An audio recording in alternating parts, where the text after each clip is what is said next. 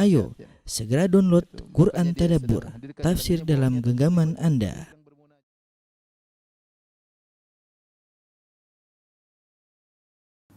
Bismillahirrahmanirrahim. Assalamualaikum warahmatullahi wabarakatuh. Alhamdulillahi ala ihsanih wa syukru lahu ala taufiqihi wa amtinanih wa asyhadu an la ilaha illallah wahdahu la syarika lahu ta'ziman li sya'nih wa asyhadu anna Muhammadan abduhu wa rasuluhu da'ila ridwani. Allahumma salli alaihi wa ala alihi wa ashabihi wa ikhwani. Para pemirsa, ikhwan dan akhwat yang dirahmati oleh Allah Subhanahu wa taala. Kita tahu bahwasanya kita sekarang sedang berada di zaman yang ada peledakan informasi ya, informasi sangat tersebar. Kemudian yang berbicara sangat banyak, masing-masing orang yu'jab bi ra'yihi, kagum dengan pendapatnya, sehingga tanpa ragu setiap ada yang di benaknya segera dia lontarkan, segera dia tuliskan agar dibaca oleh orang lain.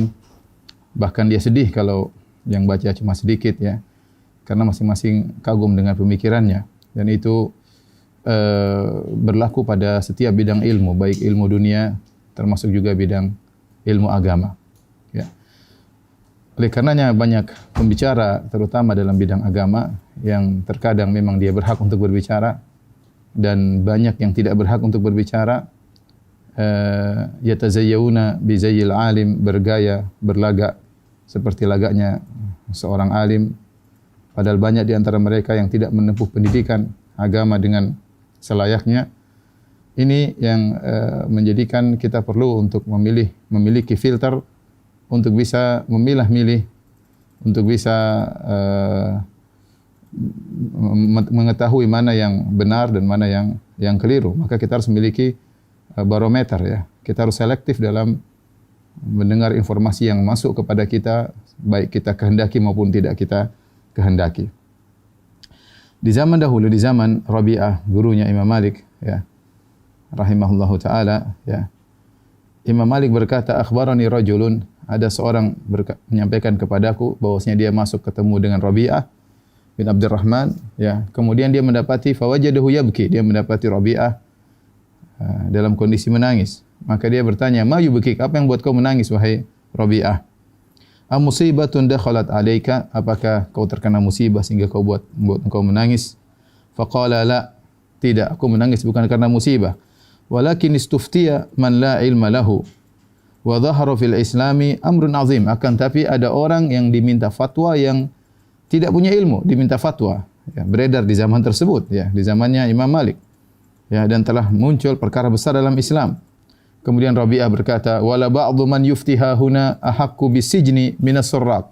Sungguh sebagian orang berfatwa di sini lebih utama untuk dipenjara daripada para pencuri ya. Artinya dia merasa bahwasanya orang-orang yang hobi berbicara agama tanpa ilmu, tanpa dalil, ikut perasaannya, ikut akalnya ya, ikut katanya dan berani berkomentar, berani menjawab, berani dan yang lainnya berkaitan masalah agama, maka kata Imam Rabi'ah bahwasanya dia berhak untuk dipenjara daripada para pencuri. Kenapa? Karena pencuri melakukan kerusakan, tapi orang-orang ini kerusakannya lebih besar. Ya, kerusakan lebih besar karena berkaitan dengan masalah agama, masalah akhirat kaum muslimin ya. Dan kita tahu bahwasanya justru orang lebih berani berbicara masalah agama daripada masalah dunia ya. Tidak semua orang berani berbicara masalah fisika. Tidak semua orang berani berbicara masalah kimia. Tidak berani semua orang berbicara masalah medis. Ya, tidak semua orang berani berbicara. Mereka nunggu ahlinya dan pakarnya. Tapi kalau sudah masalah agama, semua orang mau bicara. Semua orang mau bicara. Mau pakar enggak pakar, mereka hobi untuk berbicara ya, dan kagum dengan pendapatnya. Oleh karenanya di zaman seperti ini kita harus, terutama orang-orang awam, harus selektif, harus memiliki barometer untuk memilah-milih ya. Kalau dia dapati ada para dai ya yang mengajak manusia, masyarakat untuk kembali kepada Al-Qur'an dan Sunnah, ya maka itu insyaallah adalah para dai yang benar, karena Islam dibangun di atas Al-Qur'an dan Sunnah. Islam dibangun atas Al-Qur'an dan Sunnah dengan dalil yang sahih. Tapi kalau dia mendapati ada sebagian dai yang menyuruh untuk meremehkan Al-Qur'an dan Sunnah, apa itu Al-Qur'an dan Sunnah? Apa itu hadis-hadis? Apa itu sah? Apa itu pemahaman salaf? Maka dia waspada ya. Karena sebenarnya orang-orang yang menyuruh untuk meninggalkan Al-Quran dan Sunnah meninggalkan pemahaman para salafus saleh. Mereka adalah orang-orang yang ingin mengikis Islam sedikit demi sedikit, ingin menjauhkan kaum muslimin dari sumber pendalilan yang benar. Maka pada kesempatan kali ini kita akan bahas sekitar 20 argumentasi yang keliru dalam beragama, ya. Sekitar 20 argumentasi yang keliru dalam beragama. Adapun pendalilan syar'i sudah dibahas oleh para ulama dalam kitab-kitab mereka, dalam kitabul usul, kutubul usul, ya, usul fiqh, ya, bahwasanya pendalilan yang syar'i itu Al-Quran dan Sunnah, kemudian ijma', qiyas, kemudian di sana ada pendalilan yang diperselisihkan, ya. Ini dibahas dalam masalah usul fikih seperti istislah atau maslahal mursalah, kemudian istihsan, ya, kemudian syar'u man qablana, ya. Kemudian amal ahli Madinah, ya. Al-istishab, ya. Ini beberapa hal yang diperselisihkan oleh para ulama. Tapi yang akan kita sebutkan 20 ini adalah pendalilan yang batil, ya, yang tidak disebutkan oleh para ulama dalam buku-buku fikih mereka. Tidak disebutkan oleh al-fuqaha dan juga tidak disebutkan oleh al-usuliyun, ya. Hanya tersebutkan dalam sebagian buku-buku sufiyah misalnya, ya, atau buku-buku yang lain yang bukan merupakan buku pendalilan secara syar'i. Maka 20 poin ini hendaknya diperhatikan dengan baik-baik karena itu semua adalah sisi pendalilan yang keliru. Saya mulai dari yang pertama. Yang pertama adalah argumentasi sebagian orang yang berdalil dengan al-aktsariyah, dengan mayoritas. Mereka berkata kalau mayoritas orang melakukan demikian maka itu adalah kebenaran. Semua orang begini kok, masa kita beda sendiri, ya, misalnya. Ya, ini sering terjadi, ya. Melakukan satu kegiatan agama, terus kita bilang ini tidak ada dalilnya, tidak ada sunnahnya. Oh enggak, semua orang melakukan demikian. Ya. Semua orang melakukan demikian. Banyak hal seperti ini, ya. Dan tatkala sifat manusia yang lemah, mereka mudah terbawa dengan jumlah yang banyak. Mereka mudah terbawa dengan kondisi lingkungan yang semuanya melakukan demikian, maka dia akan mengalir bersama air yang mengalir. Susah untuk anti mainstream. Dan ini kenyataan yang dimiliki oleh manusia, sehingga mereka mudah untuk berdalil dengan perbuatan banyak orang. Padahal Allah Subhanahu wa taala berfirman, "Wa in tuti' aktsara man fil ardi yudhilluka an sabilillah iyattabi'una illa dhann." Kata Allah, iyattabi'una illa dhanna. Kata Allah Subhanahu wa taala, jika kau mengikuti mayoritas orang-orang di atas muka bumi, maka mereka akan menyesatkan engkau dari jalan Allah, ya. Yang mereka ikuti hanyalah persangkaan. Ini kenyataannya sekarang kalau kita bicara antara muslim dan non-muslim, jumlah non-muslim lebih banyak sekarang, ya. Kenyataannya. Makanya kata iblis, wala tajidu aktsarahum syakirin. Kau akan dapati, ya Allah, kata iblis, kebanyakan mereka tidak bersyukur. Ya. Kebanyakan mereka tidak bersyukur. Oleh karenanya, bahkan dalam banyak ayat Al-Quran, Allah mencela pendapat mayoritas, ya. Oleh karenanya kebenaran bukan diukur dengan mayoritas atau minoritas. Bisa jadi kebenaran bersama mayoritas dan bisa jadi kebenaran bersama minoritas. Jadi dia bukan dalil yang merajihkan, menguatkan. Maka seorang berdalil dengan mayoritas dalam hal ini adalah kekeliruan. Apalagi mayoritas orang awam. Mayoritas orang awam. Bahkan kalau kita buka buku-buku usul, tidak ada disebutkan metode pentarjihan kalau ada khilaf maka ambil pendapat mayoritas. Enggak ada, ya. Enggak ada, ya. Mereka mungkin di masa salaf kalau disebutkan bahwasanya perkataan ini kebanyakan para sahabat, ya mungkin hanya sebagian sahabat yang menyelisih, itu mungkin. Tapi kalau kita berdalil dengan mayoritas orang awam misalnya, ya, maka ini bukan dalil, ya. Bahkan tidak ada dalam buku-buku fikih kemudian ini pendapat yang benar, ini pendapat jumhur ulama, ya. Itu bukan sisi pentarjih, penguatan pendapat dengan cara yang benar. Oleh karenanya disebutkan bagaimana sebagian nabi mereka berdakwah yang ikut mereka hanya sedikit, bahkan di antara mereka ada yang cuma 2 orang, ada 1 orang, bahkan wan nabiyya wa laisa ma'u ahad. Ada seorang nabi yang tidak punya pengikut sama sekali. Kita lihat bagaimana kisah Nabi Ibrahim alaihissalam. Ketika berdakwah dia sendirian, semua satu negeri, satu negara semua memusuhinya. Kemudian bahkan sang raja kemudian ingin bakarnya, bahkan ayahnya pun musuhinya. Kita lihat Ashabul Kahfi.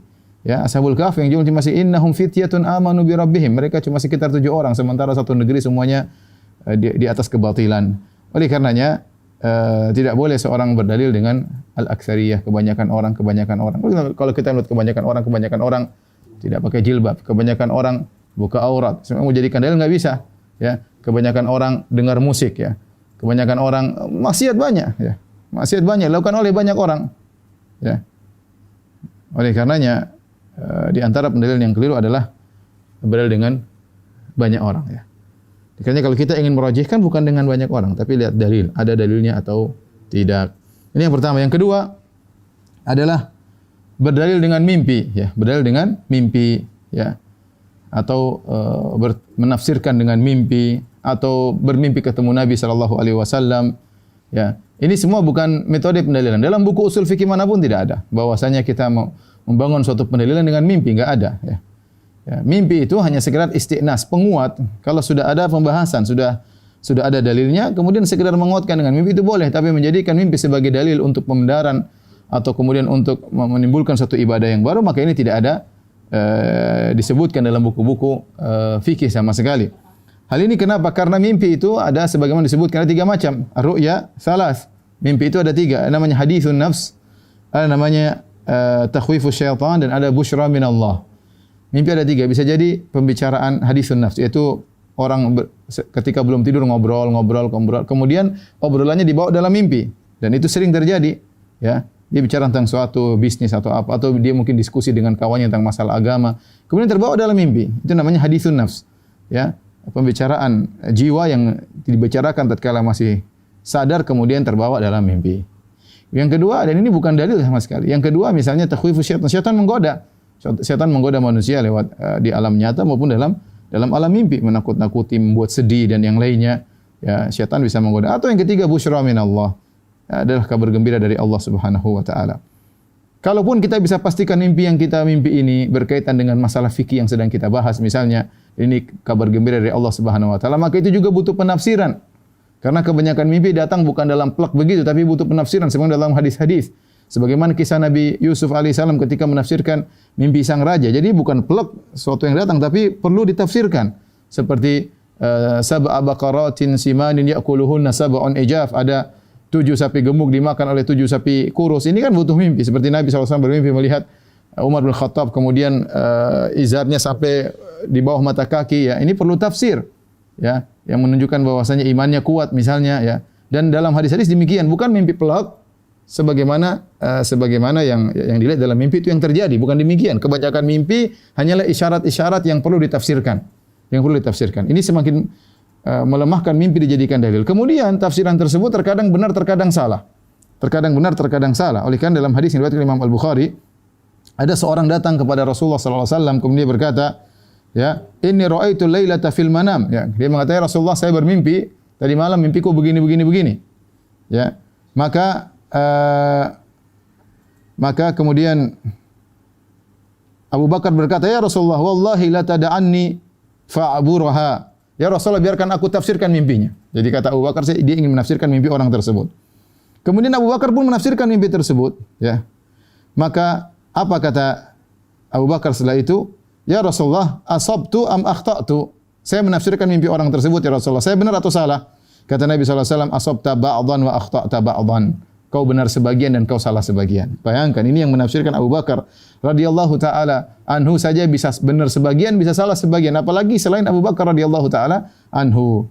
Ini semua dalil bahwasanya mimpi bukan dalil. Dia hanya berkaitan dengan sesuatu yang sudah berlaku atau istiqnas sebagai penguat, bukan sebagai dalil tersendiri, ya. Oleh karenanya saya sering sampaikan bagaimana Imam Nawawi rahimahullah berkata, jika seorang bermimpi ketemu Nabi SAW, kemudian Nabi berkata besok adalah puasa Ramadan atau besok Idul Fitri, maka Imam Nawawi berkata yang dijadikan dalil bukanlah perkataan Nabi dalam mimpi, tapi yang dijadikan dalil adalah perkataan Nabi di alam nyata, yang Nabi pernah berkata kepada para sahabat, sumu li ru'yatihi wa aftiru li ru'yatihi. Berpuasalah karena melihat hilal dan lebaranlah karena melihat hilal. Itu yang lebih kuat. Seandainya benar-benar dia ketemu Nabi dalam mimpi, ya seandainya benar-benar, itu pun belum tentu Nabi yang dia lihat, ya, karena banyak orang bisa mengaku sebagai Nabi. Kalaupun benar-benar dia ketemu Nabi dalam mimpi, maka di depan kita ada 2. Sabda Nabi dalam mimpi atau sabda Nabi di alam nyata, ya. Tentu kalau kita merajihkan, lebih kuat sabda Nabi di alam nyata. Nabi yang berkata, sumu li ru'yatihi wa aftiru li ru'yatihi. Berbukalah karena melihat hilal dan berpuasalah karena melihat hilal. Oleh karenanya terapkanlah perkataan Nabi yang di alam nyata, yang Nabi pernah berucap hal tersebut kepada para sahabat, maka lihatlah hilal. Jangan berpegang dengan mimpi. Sama seperti seorang misalnya bermimpi Nabi menyuruh ceraikan istrimu, lihat dulu, maka dilihat hukum apa yang diwasiatkan oleh Nabi berhadapan dengan istri seperti ini misalnya. Apakah dia mengikuti mimpi tersebut, maka dia mimpi bukan dalil secara tersendiri ya. Oleh karenanya tidak boleh kita berdalil dengan mimpi. Apalagi mimpi tersebut menimbulkan ibadah-ibadah baru. Seperti sebagian orang mengatakan, aku mendapatkan zikir ini, kenapa Nabi yang kasih? Dapat ijazah dari Nabi dalam mimpi. Ya, enggak benar seperti ini. Ya. Karena Allah Subhanahu wa taala telah berfirman, "Al-yauma akmaltu lakum dinakum wa atmamtu 'alaikum ni'mati wa raditu lakumul Islam madinah." Hari ini aku telah sempurnakan agama kalian untuk kalian. Jadi agama sudah sempurna ketika Nabi sallallahu alaihi wasallam meninggal dunia. Nah, kalau ternyata agama masih ada ajaran-ajaran baru yang Nabi bisa transfer lewat mimpi, ya, berarti agama belum sempurna. Karena akan disempurnakan dengan ajaran-ajaran baru yang Nabi ajarkan lewat mimpi-mimpi, si fulan mimpi, si fulan mimpi, si fulan mimpi, bisa jadi syariat baru, zikir baru, mungkin salat baru, dan ini tidak benar ya. Agama sudah sempurna. Dan ini yang menyedihkan banyak di antara kaum muslimin yang akhirnya menjadikan mimpi sebagai dalil tanpa mengetahui itu mimpi dari syaitan atau bukan. Kemudian tafsirannya bagaimana dia pun tidak tahu. Ya, kalaupun tafsirannya benar maka kita tahu bahwasanya tidak boleh mimpi menimbulkan ibadah yang baru. Beda kalau kita bermimpi ketemu Nabi SAW, Rasulullah SAW berkata, berdakwahlah engkau. Ya, tidak ada masalah. Sebagai penguat memang dakwah sudah disyariatkan. Rasulullah bermimpi mengatakan, bacalah Al-Quran setiap hari. Ya, tidak ada masalah. Ya, Rasulullah mengatakan, berbaktilah kepada orang tuamu misalnya. Ya, tidak ada masalah. Mimpi tersebut baik dan ini tanda kebaikan. Ya, karena mimpi atau enggak mimpi memang disyariatkan kita berbakti kepada orang tua. Tapi kalau Nabi ngajarin ibadah baru, maka ini musibah ya, dan dilakukan oleh sebagian orang bermimpi berdalil dengan mimpi. Contohnya banyak, tidak perlu saya sampaikan. Kemudian contoh dalam hal ini kesalahan juga seperti seorang menafsirkan ayat dengan mimpi ya. Seperti misalnya mengatakan kuntum khairu ummatin ukhrijat linnas. Misalnya ada orang menafsirkan ya, Allah berfirman kuntum khairu ummatin, kalian adalah umat terbaik, ukhrijat linnas, yang Allah keluarkan bagi manusia. Ternyata bermimpi, maksud dari ukhrijat linnas, keluar bagi manusia, akhirnya harus keluar daerah misalnya, berdakwah keluar daerah. Kita bilang ini metode tafsir yang baru. Tafsir bukan begitu yang diajarkan oleh para ulama. Tafsir itu ayat dengan ayat dengan hadis ya. Kemudian ayat dengan perkataan para salaf, kemudian tafsir dengan secara bahasa ya. Adapun tafsir dengan mimpi, maka ini enggak ada ceritanya. Kemudian tiba-tiba ada yang mengatakan tafsir ayat ini adalah mimpinya begini. Kita bilang itu keluar dari metode tafsir yang benar ya. Keluar dari metode tafsir yang benar. Atau seperti Ibnu Arabi yang bermimpi ketemu dengan Nabi SAW, kemudian Nabi menyuruh dia untuk menyampaikan suatu buku yang kemudian dia kumpulkan dalam kitabnya Fususul Hikam. Kata dia ini dari Nabi SAW. Ibnu Arabi yang diagungkan oleh orang sufi. Ya. Ternyata dalam buku tersebut menyatakan Fir'aun masuk surga ya. Dan macam-macamnya, bahwasanya perkataan Fir'aun, aku Tuhan kalian yang maha tinggi, itu benar. Ini tentu mimpi yang ngawur, bukan Nabi yang datang kepada dia, tapi syaitan yang datang kepadanya. Kemudian yang ketiga di antara argumentasi yang keliru adalah argumentasi berdalil dengan nenek moyang ya. Dan ini dilakukan oleh orang-orang musyrikin dahulu, baik Nabi Ibrahim alaihissalam atau sebelumnya, misalnya Nabi Hud, Nabi Saleh ya. Semua mereka mengingkari dakwah Nabi Saleh, mengingkari dakwah Nabi Hud alaihissalam, mengingkari dakwah Nabi Nuh alaihissalam, semuanya berdalil dengan nenek moyang. Kemudian Nabi Ibrahim alaihissalam sampai Nabi Muhammad sallallahu alaihi wasallam semuanya berdalil dengan nenek moyang. Allah berfirman, "Wa kadzalika ma arsalna min qablika fi qaryatin min nadhirin illa qala mutrafuha inna wajadna aba'ana ala ummah wa inna ala atharihim muqtadun." Kata Allah, wa kadzalika, demikianlah, ma arsalna min qablika fi qaryah, tidaklah kami mengutus sebelum engkau di suatu negeri kami utus seorang pemberi peringatan, itu Rasul, kecuali orang-orang yang sombong di antara mereka, orang kaya di antara mereka berkata, inna wajadna aba'ana ala ummah, kami telah mendapati nenek moyang kami di atas ajaran ini, wa inna ala athari muqtadun, kami hanya tinggal ngekor kepada nenek moyang kami. Qala awalau ji'tukum bi ahda mimma wajadtum alaihi aba'akum, apakah meskipun aku akan mendatangkan kepada kalian dengan suatu petunjuk yang lebih baik daripada yang kalian dapati dari nenek moyang kalian? Qalu inna bima ursiltum bihi kafirun, kata mereka dengan keangkuhan, kami kafir dengan apa yang kalian bawa hai para rasul. Kata Allah, fantaqamna minhum, maka kami pun membalas mereka ya. Jadi berdalil dengan nenek moyang ini adalah dalil yang salah dengan tradisi ya. Karena kita katakan nenek moyang kita tidak maksum. Kalau nenek moyang kita ada dalil bahwa nenek moyang kita maksum, maka kita ambil. Tapi siapa yang mengatakan nenek moyang kita maksum? Ya. Kemudian kita tahu nenek moyang banyak ya. Nenek moyang siapa yang mau kita ikuti? Nenek moyang kami atau nenek moyang kita atau nenek moyang mereka atau nenek moyang engkau. Apalagi kita sukunya bermacam-macam. Kita Islam bukan cuma di Indonesia saja, bukan cuma Nusantara. Nusantara pun sukunya banyak. Belum kalau kita bicara tentang Islam dunia, masing-masing punya nenek moyang. Nenek moyang siapa yang mau dijadikan dalil? Nenek moyangku atau nenek moyangmu atau nenek moyang mereka? Ya. Mana? Tidak ada dalil nenek moyang. Dalil Al-Quran dan Sunnah. Ya. Kalau tradisi nenek moyang benar sesuai dengan Al-Quran dan Sunnah, maka kita pegang. Kalau tradisi nenek moyang keliru, maka tidak boleh kita pegang. Apalagi ternyata, misalnya nenek moyang kita ternyata masih tersisa adat-adat dari berkaitan dengan sisa-sisa agama Hindu atau agama Buddha atau sisa-sisa tradisi Nasara misalnya, kemudian dilakukan oleh nenek moyang kita, maka tidak boleh kita ikuti. Ya. Oleh karenanya, salah satu kesalahan adalah berdalil dengan nenek moyang atau tradisi yang dipegang oleh sebagian orang, kemudian diyakini karena itu adalah tradisi nenek moyang. Kita bilang ini adalah pendalilan yang keliru karena tidak ada dalil Al-Quran yang menyatakan nenek moyang Anda benar ya. Kemudian nenek moyang juga yang mana? Kita kan nenek moyang banyak. Nenek moyang generasi keberapa? Ya macam-macam nenek moyang kita. Bisa jadi generasi kelima beda dengan kegiatan generasi keempat. Bisa jadi generasi keempat beda dengan generasi nenek moyang ke-8. Terus nenek moyang generasi mana yang mau kita ikuti? Ya. Oleh karenanya, badal dengan perbuatan bapak, nenek moyang ini semua adalah pendalilan yang keliru dan pernah dipraktekkan oleh orang-orang musyrikin di kalangan para anbiya dan para rasul. Kemudian yang berikutnya, di antara pendalilan yang keliru adalah berdalil dengan harta yang banyak. Sebagian orang terpukau menjadikan barometer kebenaran dengan kebanyakan harta. Lihat si fulan, hartanya banyak, diberi kemewahan oleh Allah. Dia benar. Ini si fulan satu ya berdakwah tauhid tapi miskin misalnya ya.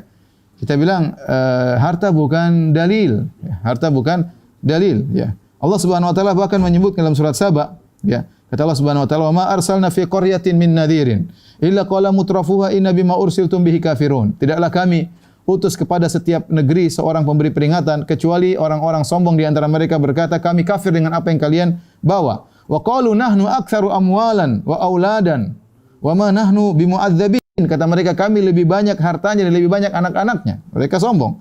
Ya. Maka Allah suruh bantah, "Qul inna rabbi yabsutur rizqa liman yasha'u wa yaqdir." Katakanlah bahwasanya Allah Subhanahu wa taala melapangkan harta kepada orang yang Allah kehendaki dan Allah menyempitkan harta kepada orang yang Allah kehendaki, walakinna aktsaran nasi la ya'lamun. Akan tapi kebanyakan orang tidak mengetahui. Wa ma amwalukum wala auladukum billati tuqarribukum indana zulfa. Kata Allah, bukanlah harta kalian, bukanlah anak-anak kalian yang mendekatkan kalian kepada kami sedekat-dekatnya illa man amana wa amila shalihan, kecuali yang beriman dan beramal saleh. Jadi pendalilan dengan harta yang banyak ini sudah ada. Dan ini berturut-temurun setiap mereka berdalil orang-orang para pengikut Rasul yang mereka orang-orang kafir di zaman para Rasul, mereka berdalil dengan harta mereka banyak. Ya, maka sebagaimana sampai zaman Nabi Nuh alaihissalam ya, mereka juga mengatakan kepada Nuh, kalau kau ingin kami beriman itu yang miskin-miskin usir, ya usir-usir, disuruh usir. Sama mereka datang di zaman Nabi sallallahu alaihi wasallam, pembesar-pembesar Quraisy, mereka katakan kepada Nabi sallallahu alaihi wasallam, ya Muhammad, kalau kau ingin kami beriman, pergi tinggalkan yang miskin-miskin tersebut. Jadi mereka merasa mereka benar karena mereka memiliki harta yang banyak, dan ini tidak benar. Allah berikan harta baik kepada orang beriman maupun kepada orang kafir. Kullan numiddu haula'i wa haula'i min ata'i rabbik. Wa ma ata'u rabbika mahdzura. Wa ma kana ata'u rabbika mahdzura. Kata Allah Subhanahu wa taala, yang ini kami berikan, yang itu kami berikan. Maka tidak ada pendalilan dari sisi kebenaran dari jumlah yang banyak daripada harta yang banyak. Kenapa? Sebagian orang terkadang melihat negara-negara kafir ya. Ya Ustaz, negara kafir Allah kasih harta banyak ya. Kita bilang itu bukan ukuran kebenaran. Kalau harta banyak ukuran kebenaran, Fir'aun hartanya banyak, lebih banyak ya. Qarun hartanya banyak ya. Hartanya banyak. Bahkan Nabi SAW ketika ketemu dengan Umar bin Khattab radhiyallahu taala anhu, waktu Nabi lagi di Masyrubah, kemudian di suatu semacam ruangan kecil, kemudian Umar masuk, Umar lihat Nabi tidur di atas tikar, Umar kasihan. Umar berkata, "Ya Rasulullah, ya, kemudian Persia dan Romawi mereka kufur kepada Allah, kemudian mereka diberikan harta yang banyak." Maka Nabi mengatakan, "Apakah kau ragu wahai Umar bin Khattab radhiyallahu taala anhu?" Ya, mereka itulah ujjilat thayyibatum fil hayatid dunya. Mereka adalah orang-orang yang kebaikan mereka disegerakan di dunia dan di akhirat tidak diberikan. Jadi bahwasanya ukuran kemewahan, kenecisan, keren itu bukan ukuran kebenaran. Ukuran kebenaran Al-Quran dan Sunnah, dalil, bukan tubuh yang hebat, kemudian rupa yang hebat. Makanya kata Nabi SAW, kata Allah Subhanahu Wa Taala, wala tu'jibuka amwaluhum wala auladuhum, innama yuridullah an yu'adzibahum biha fid dunya wa tashaqu anfusuhum wa hum kafirun. Kata Allah, janganlah kau kagum dengan harta mereka dan anak-anak mereka. Artinya orang kafir. Ya. Apa tu'jibuka ajsamum wa yaqulu tasma' liqaulihim. Ya. Allah berbicara tentang orang munafik. Kalau kau lihat tu'jibuka ajsamum, rupa mereka, penampilan mereka keren. Wa yaqulu tasma' liqaulihim, kalau mereka bicara keren, tapi enggak pakai dalil. Retorika, orasi, ya. Tapi enggak pakai dalil, ya. Kita bilang ukuran kebenaran bukan harta banyak, bukan kemewahan, bukan besarnya suatu negara, bukan ini negara adidaya berarti dia benar. Ya, karena sebagian orang kaum muslimin kadang-kadang begitu. Dia lupa bahwasanya dunia tidak diciptakan untuk orang Islam, bukan diciptakan untuk dunia, tapi untuk berdakwah. Kadang Allah kasih dunia, terkadang Allah kasih ujian. Ya. Para anbiya ada yang kaya raya seperti Nabi Sulaiman alaihissalam, Nabi Daud, dan kebanyakan mereka tidak kaya. Kebanyakan mereka tidak kaya. Ya. Lihatlah bagaimana Nabi Musa alaihissalam sampai harus kabur dari Fir'aun. Ya. Oleh karenanya berdalil dengan orang itu nyaman, ini berarti diberi harta berarti benar, ya kan? Tidak ada, ya. Itu bukan dalil, dan itu syarat dalil yang keliru. Jangan terpedaya dengan kekayaan. Oleh karenanya para anbiya dahulu banyak yang mengikutinya orang miskin, ya. Seperti Nabi Nuh alaihissalam, ya. Mereka berkata, kaumnya yang kafir kepada Nabi Nuh, qala al-mala'u alladziina kafaru min qaumihi ma naraka illa basyaran mithlana wa ma naraka taba'aka illa alladziina hum aradhiluna badiyar ra'yi. Kami lihat engkau Nuh yang tidak ikut kau hanyalah orang-orang miskin di antara kami. Orang-orang rendahan yang hanya dengar tidak mikir panjang, ya. Mereka berkata juga, qalu anu'minu laka wa taba'akal ardhalun? Apakah kami beriman kepada engkau Nuh sementara yang ikut engkau orang-orang miskin? Jadi kekayaan, harta, kemewahan, kemajuan teknologi itu bukan ukuran kebenaran. Taib, di antara argumentasi yang keliru, yang kelima, ini sudah jam berapa? Masih banyak, ya? 20, ya. Ini yang kelima adalah cara berdalil dengan keberhasilan. Misalnya, ya. Misalnya ada seorang berdakwah dengan alat musik. Ternyata orang itu dia main musik, joget-joget sama dia, akhirnya orang tersebut masuk Islam. Saya joget-joget sama dia, kemudian dia masuk Islam. Apakah tatkala orang itu masuk Islam, kita membenarkan cara dakwah dia dengan berjoget-joget, mungkin ikut diskotik, ya? Tidak benar. Itu keberhasilan sesuatu bukan menunjukkan kebenaran cara yang ditempuh. Contoh, betapa banyak orang sembuh ke dukun, mungkin barangnya hilang. Apakah ke dukun benar? Enggak benar. Kufur, ya. Suami saya benci sama saya, datang ke dukun, dipelet sama dukun, akhirnya suaminya cinta sama dia. Apakah gara-gara pergi ke dukun kemudian menimbulkan keharmonisan rumah tangga berarti dukunnya benar? Tidak benar. Tidak semua keberhasilan kemudian membenarkan cara. Ada orang mungkin berobat dengan makanan haram, dengan babi, mungkin dengan khamar, berobat dengan cara-cara haram. Ya, apakah kemudian menjadikan haram tersebut menjadi halal? Jawabannya tidak. Jadi terkadang orang terpedaya di sini. Dengan cara begitu banyak orang dapat hidayah. Ya. Dan ini dilakukan oleh sebagian orang. Mereka cerita dengan cerita bohong. Cerita sini, cerita sana. Orang tertarik, orang menangis. Dengan cerita-cerita bohong ini akhirnya orang malah terenyuh. Ini enggak benar. Dahulu ada orang-orang berdosa atas nama Nabi SAW. Maka diingatkan, wahai jangan berdosa dengan atas nama Nabi SAW. Nabi bersabda, man kadzaba alayya muta'ammidan falyatabawa maq'adahu minan nar. Barang siapa berdusta namaku, siapkan kaplingnya di neraka. Kata mereka, kami tidak berdusta atas nama Nabi SAW, tapi kami berdusta demi Nabi SAW. Kami berdusta demi Nabi SAW. Ya. Jadi orang malas ke masjid, mereka bikin hadis-hadis palsu tentang keutamaan ke masjid misalnya. Ya, niatnya baik, ya, untuk agar orang semangat beribadah. Tapi apakah cara tersebut benar? Jawabannya salah meskipun berhasil. Meskipun berhasil. Ya. Misalnya ada seorang kemudian dia berdakwah di depan orang-orang kafir, kemudian menafsirkan ayat dengan cara pikiran dia, dengan teknologi dia kait-kaitkan dengan teknologi, dia kaitan dengan sains. Ternyata enggak ada hubungan tersebut dengan sains. Kemudian dia paksa-paksakan supaya orang beriman. Meskipun orang itu beriman, kita bilang tidak benar. Itu cara tidak benar. Keberhasilan satu tidak menunjukkan kebenaran wasilah, ya. Dan ini sering. Dulu kan orang masuk Islam begini caranya, Ustaz. Masa dulu salah? Kita bilang itu orang dulu, ya kita bilang urusan mereka dengan Allah. Tapi kalau yang jadi patokan kita, salah benarnya Al-Quran dan Sunnah. Bukan keberhasilan. Ya, bukan keberhasilan. Ya, ini perlu kita perhatikan karena berhasilnya seorang ya, bukan berarti cara dia benar. Enggak ada orang kemudian masuk ke diskotik, kemudian ikut disko, ikut joget-joget, ikut nyanyi-nyanyi, akhirnya sebagian PSK misalnya masuk Islam atau sadar, ya kita bilang enggak benar cara seperti itu. Allah tidak mewajibkan engkau untuk mendakwah dengan cara seperti itu, ya. Itu tidak adalah cara yang keliru. Mungkin seorang berdakwah dengan misalnya pakai alat musik, kemudian bikin konser, akhirnya orang ingat tentang akhirat misalnya, ya. Kita bilang meskipun yang hadir banyak itu bukan cara yang benar.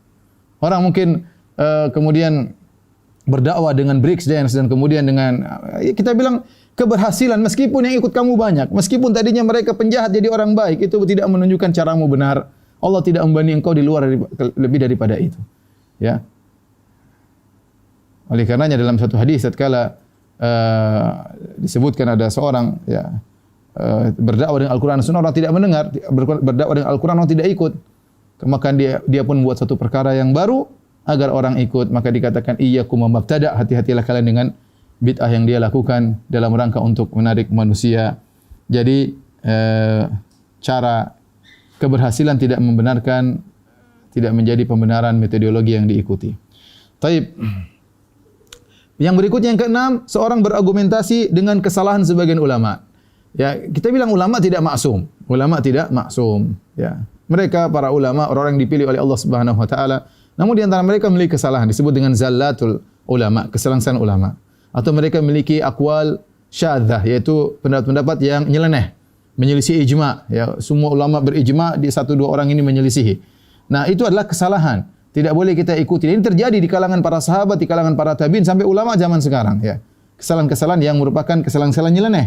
Contoh seperti dari Ibnu Abbas radhiyallahu anhu disebutkan beliau pernah berpendapat bahwasanya namanya riba cuma riba nasi'ah, riba al-fadl tidak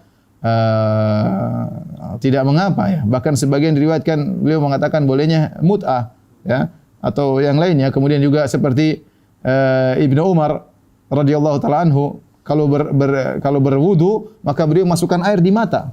Ya. Apakah kita ngikutin? Enggak. Ini ijtihad Ibnu Umar dan salah.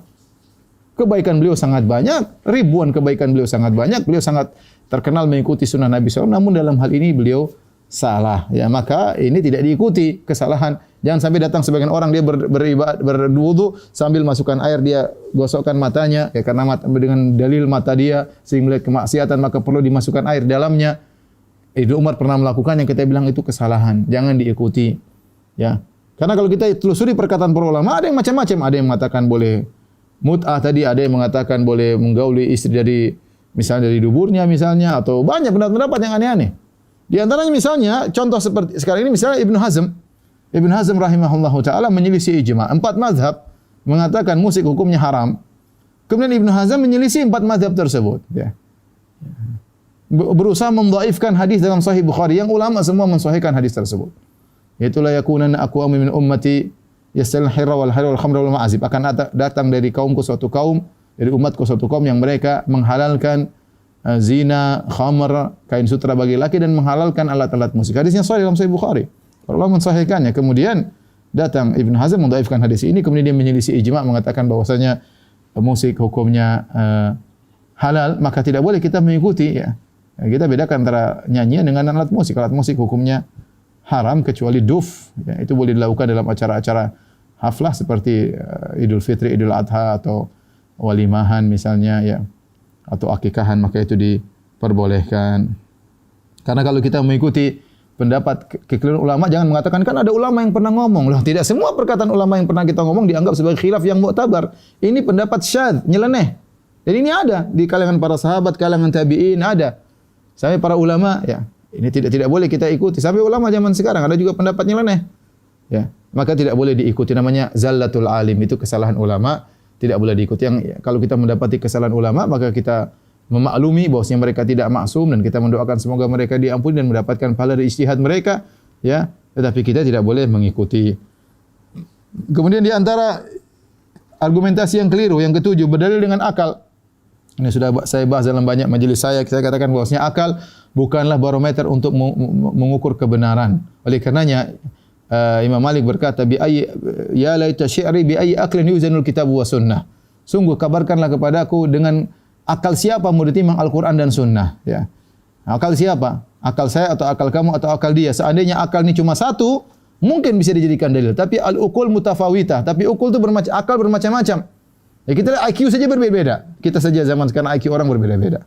Apalagi akal siapa? Mau akal orang Arab kah, akal orang Eropa kah, akal orang Asia kah?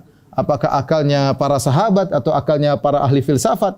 Akal saya menjadikan dalil. Oleh karenanya orang-orang menjadikan akal sebagai sumber dalil, mereka pun berselisih. Lihatlah Jahmiyah, Mu'tazilah, Asy'ariyah, ya. Mereka bersepakat takdimul akal ala naql. Mereka bersepakat dengan suatu kaidah yang mereka katakan sebagai kaidah kulliyah, ya, atau qanunul kulli, undang-undang universal, bahwasanya akal didahulukan daripada dalil jika bertentangan. Mereka sendiri tatkala dalam masalah asma wa sifat yang sama-sama menjadikan akal sebagai dalil, mereka pun berselisih. Kenapa? Karena akalnya Jahmiyah tidak sama dengan akalnya Mu'tazilah dan akalnya Mu'tazilah tidak sama dengan akalnya Asy'ariyah. Oleh karenanya, kita tidak boleh menjadikan akal sebagai dalil. Akal adalah salah satu indera yang butuh pengarahan.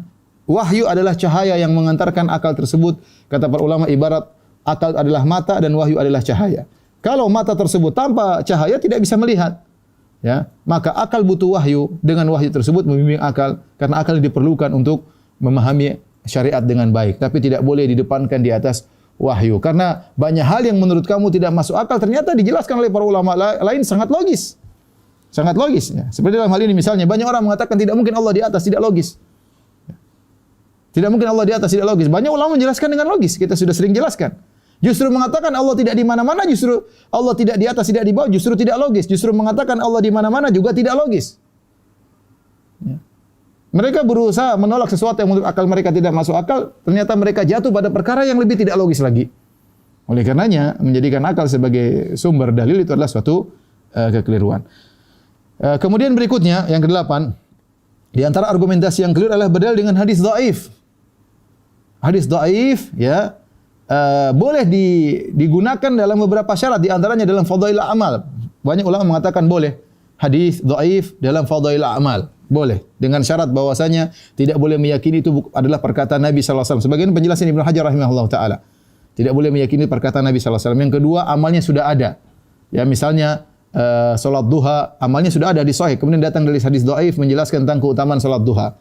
Misalnya salat di masjid, banyak hadisnya tentang keutamaan salat di masjid. Kemudian datang hadis dhaif tentang keutamaan salat di masjid. Maka ini boleh disampaikan dengan syarat tadi tidak boleh meyakini dari Nabi sallallahu alaihi wasallam. Kemudian hadisnya tidak boleh dhaif jiddan, tidak boleh sangat dhaif, tapi kedhaifannya lemah. Kemudian sudah ada amal yang sudah ada tinggal pahalanya saja yang dhaif. Kemudian tidak boleh disebarkan karena orang-orang awam nanti menyangka ini adalah hadis Nabi sallallahu alaihi wasallam tanpa dijelaskan. Jadi kalau para ulama yang ingin menjelaskan tentang hadis dhaif, mereka mengatakan ruwiya, diriwayatkan. Ala sigat tamrid untuk menjelaskan bahwasanya ini hadisnya dhaif, atau dikatakan untuk mengisyaratkan bahwasanya hadisnya dhaif. Adapun menjadikan hadis dhaif sebagai suatu amalan baru, maka tidak boleh. Tidak boleh. Apalagi hadisnya mungkar, apalagi hadisnya maudhu'. Ternyata hadis tersebut bukan cuma dijadikan sebagai amal baru, bahkan sebagai akidah baru. Seperti orang-orang meyakini adanya Nur Muhammad. Bahwasanya Allah sudah alam semesta diciptakan oleh Nur Muhammad. Nur Muhammad sudah ada sejak zaman Nabi Adam alaihissalam. Hadis-hadis palsu yang berkaitan dengan ini. Ya. Laulaka ma khalaqtul aflaq. Ya Muhammad, kalau bukan karena engkau aku tidak ciptakan langit dan bumi. Hadis palsu. Untuk menimbulkan suatu akidah, ini tidak boleh. Ya. Ini tidak boleh dibenarkan. Apalagi untuk dijadikan akidah. Jadi saya perlu sampaikan bahwasanya tidak boleh kita menjadikan hadis dhaif atau apalagi hadis palsu untuk dijadikan sebagai sumber pendalilan, argumentasi. Tadi hadis dhaif boleh diamalkan, tadi saya katakan syaratnya fadil amal. Terus ulama mengatakan juga, para ulama yatasahalun, bermudah-mudahan dalam hadis dhaif kalau berkaitan dengan sirah Nabi sallallahu alaihi wasallam. Sirah Nabi, kalau kita berdasarkan hadis-hadis yang sahih saja, maka ada rangkaian yang terputus, ada mata rantai yang terputus. Tapi bukan pada intinya. Maka ada hadis dhaif menjelaskan, ya, tetapi dhaifnya tidak terlalu parah, menggabungkan dua mata rantai yang terputus, maka ini dibolehkan kata para ulama, ya, dalam masalah sirah misalnya. Ya, intinya, adapun untuk menimbulkan satu hukum baru, ya, atau apalagi keyakinan baru, maka ini tidak diperbolehkan. Apalagi hadisnya hadis palsu, ya. Apalagi Nabi mengatakan man kadzaba alayya muta'ammidan falyatabawa maq'adahu minan nar. Barang siapa yang berdusta atas namaku, siapkan kaplingnya di neraka jahanam. Yang kesembilan, berdalil dengan si fulan adalah wali. Sering si fulan adalah wali. Terus kenapa? Sebagian masyarakat menyangka namanya wali maksum, tidak mungkin salah. Sehingga semua yang dikerjakan oleh wali tersebut benar. Nah, si fulan sudah dianggap wali, dia mau begini, dia mau begitu, dianggap benar. Dan ini adalah kekeliruan. Kita bilang bukan persyaratan wali harus maksum. Wali mungkin bisa salah. Yang maksum cuma Nabi sallallahu alaihi wasallam. Adapun selain Nabi sallallahu alaihi wasallam, sebagaimana perkataan Imam Malik, kullun yu'khadhu min qawlihi wa yurad ila sahib hadzal qabr. Setiap orang boleh diambil perkataannya, boleh ditolak perkataannya kecuali penghuni kuburan ini, yaitu Nabi sallallahu alaihi wasallam. Siapapun dia. Siapa yang ragu bahwasanya Imam Syafi'i wali dari wali-wali Allah? Tapi apakah semua muridnya taklid kepada Imam Syafi'i? Bahkan muridnya langsung Al-Muzani rahimahullahu taala menyelisih Imam Syafi'i dalam banyak hal. Bahkan muridnya langsung Imam Ahmad bin Hanbal rahimahullahu taala menyelisih Imam Syafi'i sampai punya mazhab baru namanya mazhab Imam Ahmad bin Hanbal, mazhab Hambali. Ya. Siapa yang ragu bahwasanya Imam Malik adalah seorang wali-wali Allah? Ya. Sampai ada mazhab Maliki, muridnya Imam Syafi'i tidak ngekor kepada Imam Malik. Bahkan Imam Syafi'i punya mazhab sendiri. Jadi bukan persyaratan bahwasanya seorang wali-wali Allah pasti benar melulu. Contoh Umar bin Khattab radhiyallahu anhu. Siapa yang ragu dia adalah wali Allah? Bahkan dia pernah berbicara dari perjalanan jauh, perjalanan sebulan perjalanan, dia berkata, "Ya Sariyah al-Jabal, ya Sariyatul Jabala." Ketika dia mengirim pasukan ke tempat peperangan, tahu-tahu dia sedang berkhutbah, dia melihat Allah perlihatkan visualnya, maka dia ingatkan, "Ya Sariyah, wahai pemimpin pasukan, pergilah ke arah gunung." Didengar oleh jarak yang jauh, bukan pakai telepon, dari jauh. Ini bukan wali-wali, ya. Bagaimana tidak wali? Kata Nabi SAW, "Malaqiyaka syaitan qad salikan fajjan illa salaka fajjan ghairu fajjik." Ya Umar, tidak ada syaitan lihat kau jalan satu jalan pasti kabur. Syaitan kabur dari Umar. Siapa yang mengatakan Umar bukan wali?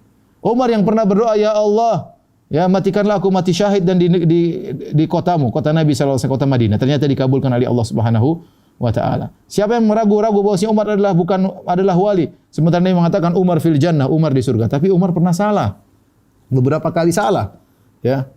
Ya, beberapa kali salah, bersama Abu Bakar salah, bersama Nabi SAW dalam perjanjian Hudaybiyah dia pun keliru. Jadi wali kalau Umar saja bisa salah, apalagi kalau Imam Syafi'i bisa salah, Imam Malik bisa salah, apalagi wali-wali sekarang. Kemudian katakan ini wali pasti benar. Pernyataan wali pasti benar itu adalah kesalahan. Maka tidak boleh kita berdalil seorang disebut wali kemudian apa yang dilakukan benar semua. Itu tidak benar. Itu adalah argumentasi yang keliru karena wali tidak harus benar selalu. Kemudian di antaranya yang ke-10 adalah berdalil dengan perkataan falasifah, ya. Sebagian orang, ya, tatkala masalah asma wa sifat, mereka berdalil dengan perkataan orang-orang ahli filsafat, Aristoteles, kemudian Plato, ya. Kemudian dianggap perkataan ahli-ahli filsafat tersebut suatu kepastian hukum yang absolut. Ya, dan ini tidak benar, ya.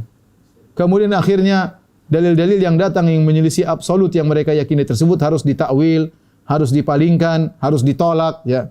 Dengan berbagai macam metode mereka. Kita bilang yang menyatakan bahwasanya teori-teori dari ahli filsafat seperti Aristoteles maupun Plato itu adalah suatu absolut, ya, adalah suatu qat'iyat yang pasti benar, itu siapa yang mengatakan demikian? Ya, itu adalah perkara yang tidak dibenarkan, ya. Kita bilang yang benar adalah Al-Qur'an dan Sunnah dan akal harus tunduk kepada Al-Qur'an dan Sunnah. Oleh karena kita dapati sangat menyedihkan sebagian ulama tatkala mereka berbicara tentang masalah agama, terkadang mereka berdalil dengan perkataan Aristoteles. Dan Aristoteles adalah seorang yang kafir. Dia bukan Yahudi, bukan Nasrani, bukan Muslim, penyembah Yunani, enggak tahu apa yang dia sembah, ya. Bagaimana kemudian perkataannya dijadikan dalil bahkan dikedepankan daripada Al-Qur'an dan Sunnah. Yang ke-11, ya. Berdalil dengan nama-nama, istilah-istilah syar'i padahal hakikatnya tidak syar'i, dan ini juga banyak laris di orang awam, dikatakan ini kan begini, ini kan begini, pakai istilah-istilah syar'i. Contoh, ya, menamakan pengoboman sana sini dengan nama jihad. Ini jihad, gimana jihad? Ngebom sana, ngebom sini, ya. Kantor polisi dibom, orang-orang Islam dibom, di saat lagi Jumatan dibom, ya. Orang tidak bersalah, orang-orang kafir tidak bersalah dibom, ya. Apakah demikian, ya? Dengan atas nama jihad, jihad dari mana seperti ini? Ya. Kemudian bom di sekitar Masjid Nabawi, ini jihad dari mana? Ya. Dinamakan jihad tapi ternyata bukan jihad. Terpedaya seorang dengan nama. Dan inilah oleh karenanya dahulu Iblis ketika ingin menggoda Adam, iblis menamakan pohon yang dilarang oleh Allah dengan syajaratul khuldi. Hal adulluka ala syajaratil khuldi wa mulki la yabla. Wahai Adam, maukah tunjukkan kepada engkau dengan pohon keabadian? Allah tidak menamakan pohon tersebut pohon keabadian. Iblis menamakan pohon keabadian dengan nama penipuan untuk menarik Adam dan Hawa, akhirnya mereka makan. Dan ini dilakukan oleh sebagian orang, mereka menamakan sesuatu yang tidak syar'i dengan syar'i. Contoh menamakan dengan jihad, pengeboman, pembunuhan, terorisme dengan dinamakan dengan jihad. Contoh bunga bank, mereka bilang bunga riba, mereka namakan bagi hasil. Padahal kalau kita periksa ternyata bukan mudharabah, justru ini adalah riba. Ya. Contoh ketundukan kepada imam-imam batil, imam-imam bahlul, mereka mengatakan baiat. Baiat itu istilah syar'i, harus ada syarat-syaratnya. Kemudian mereka membaiat seorang imam, kemudian yang tidak masuk dalam kelompoknya dianggap kafir. Ya. Contoh mereka menamakan keharaman musik, mereka menamakan musik Islami. Nanti ada musik Islami, nanti ada joget Islami. Ya, subhanallah. Ya. Nanti ada semua di label-label dengan nama Islami. Apakah menjadi argumen untuk melegalkan apa yang mereka lakukan? Jawabannya tidak. Maka al-ibrah bil haqa'iq, ya, yang menjadi hakikat adalah hakikat, yang menjadi patokan adalah hakikat, bukan nama, ya, bukan label, bukan nama, tapi yang jadi patokan adalah hakikat sesuatu. Maka jangan terpedaya dengan label-label yang dipasang oleh sebagian orang. Kemudian berikutnya yang ke-12, berdalil dengan kebenaran seorang dengan dia terselamatkan dalam suatu kejadian. Misalnya ada seorang, dia menyeru kepada kemungkaran, atau dia menyeru kepada kebid'ahan, atau dia menyeru kepada keyakinan yang salah. Kemudian terjadi gempa, dia selamat. Terus orang bilang, berarti dia benar selama ini. Kalau dia salah harusnya dia mati juga, dia benar. Kita bilang tidak bisa demikian. Betapa banyak orang kafir yang kemudian terkena musibah, ada yang selamat. Apakah kemudian berarti akidah dia benar?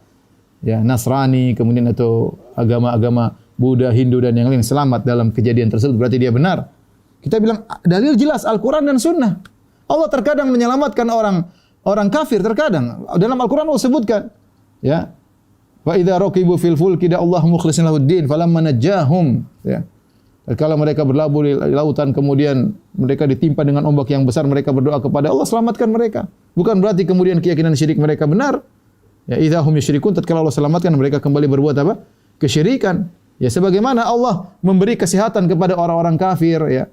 Karena itu berkaitan dengan rububiyah Allah. Allah sebagai Tuhan, Allah memberi makan kepada mereka, beri kehidupan kepada mereka. Namun bukan berarti seorang kafir sehat, kemudian kokoh, jago loncat, mungkin ada gempa dia bisa kabur, kemudian dikatakan dia benar. Ya, jadi maksud saya selamatnya seseorang dari suatu musibah bukan berarti dia benar, ya. Seperti ada kejadian di sebagian lokasi, ya, terjadi kebakaran. Kemudian mengatakan nih gara-gara ada foto Kiai Fulan, maka toko ini tidak terbakar, ya. Ternyata banyak toko-toko lain ada fotonya juga kebakar, ya. Maka jangan jadikan bahwasanya tidak terbakarnya toko ini gara-gara ada foto si Fulan, ya. Akhirnya syirik dengan bertabarruk dengan foto kiai mereka. Jadi karena sebagian orang terpedaya dengan seperti ini, Islam berarti dia benar. Ya, kita bilang enggak. Allah selamatkan dia, ada kebenaran mungkin, ada kesalahan, tidak ada yang maksum. Ya, apakah seorang terselamatkan dari musibah kemudian menjadi maksum? Jawabannya tentu tidak. Semua ditimbang dengan Al-Qur'an dan Sunnah. Kemudian di antara argumentasi yang keliru adalah mencampurkan kebenaran dengan kebatilan agar laris. Ya, ini yang sering dilakukan oleh sebagian orang. Contoh, ya, berdakwah dengan musik, ya. Berdakwah dengan musik, ya. Ya, tentunya orang jadi senang, ya. Kalau musik nyanyi saja mungkin tidak ada yang terima, tapi kalau dicampur dengan dakwah orang baru terima. Ini adalah mencampur antara kebatilan dengan kebenaran. Kata Allah, wala talbisul haqqa bil batil wa taktumul haqqa wa antum ta'lamun. Jangan kalian mencampur adukan antara kebenaran dan kebatilan, dan kalian menyembunyikan kebenaran padahal kalian mengetahui. Maka seorang kalau ingin mengukur kebenaran atau ingin menyampaikan kebenaran, maka sampaikanlah kebenaran secara murni. Jangan dicampur adukan dengan kebatilan. Karena sebagian ahlul bidah, mereka tatkala melariskan dakwah mereka dengan cara mencampurkan antara kebenaran dengan yang dibumbui dengan kebatilan, atau kebatilan yang dibumbui dengan kebenaran agar laris, ya.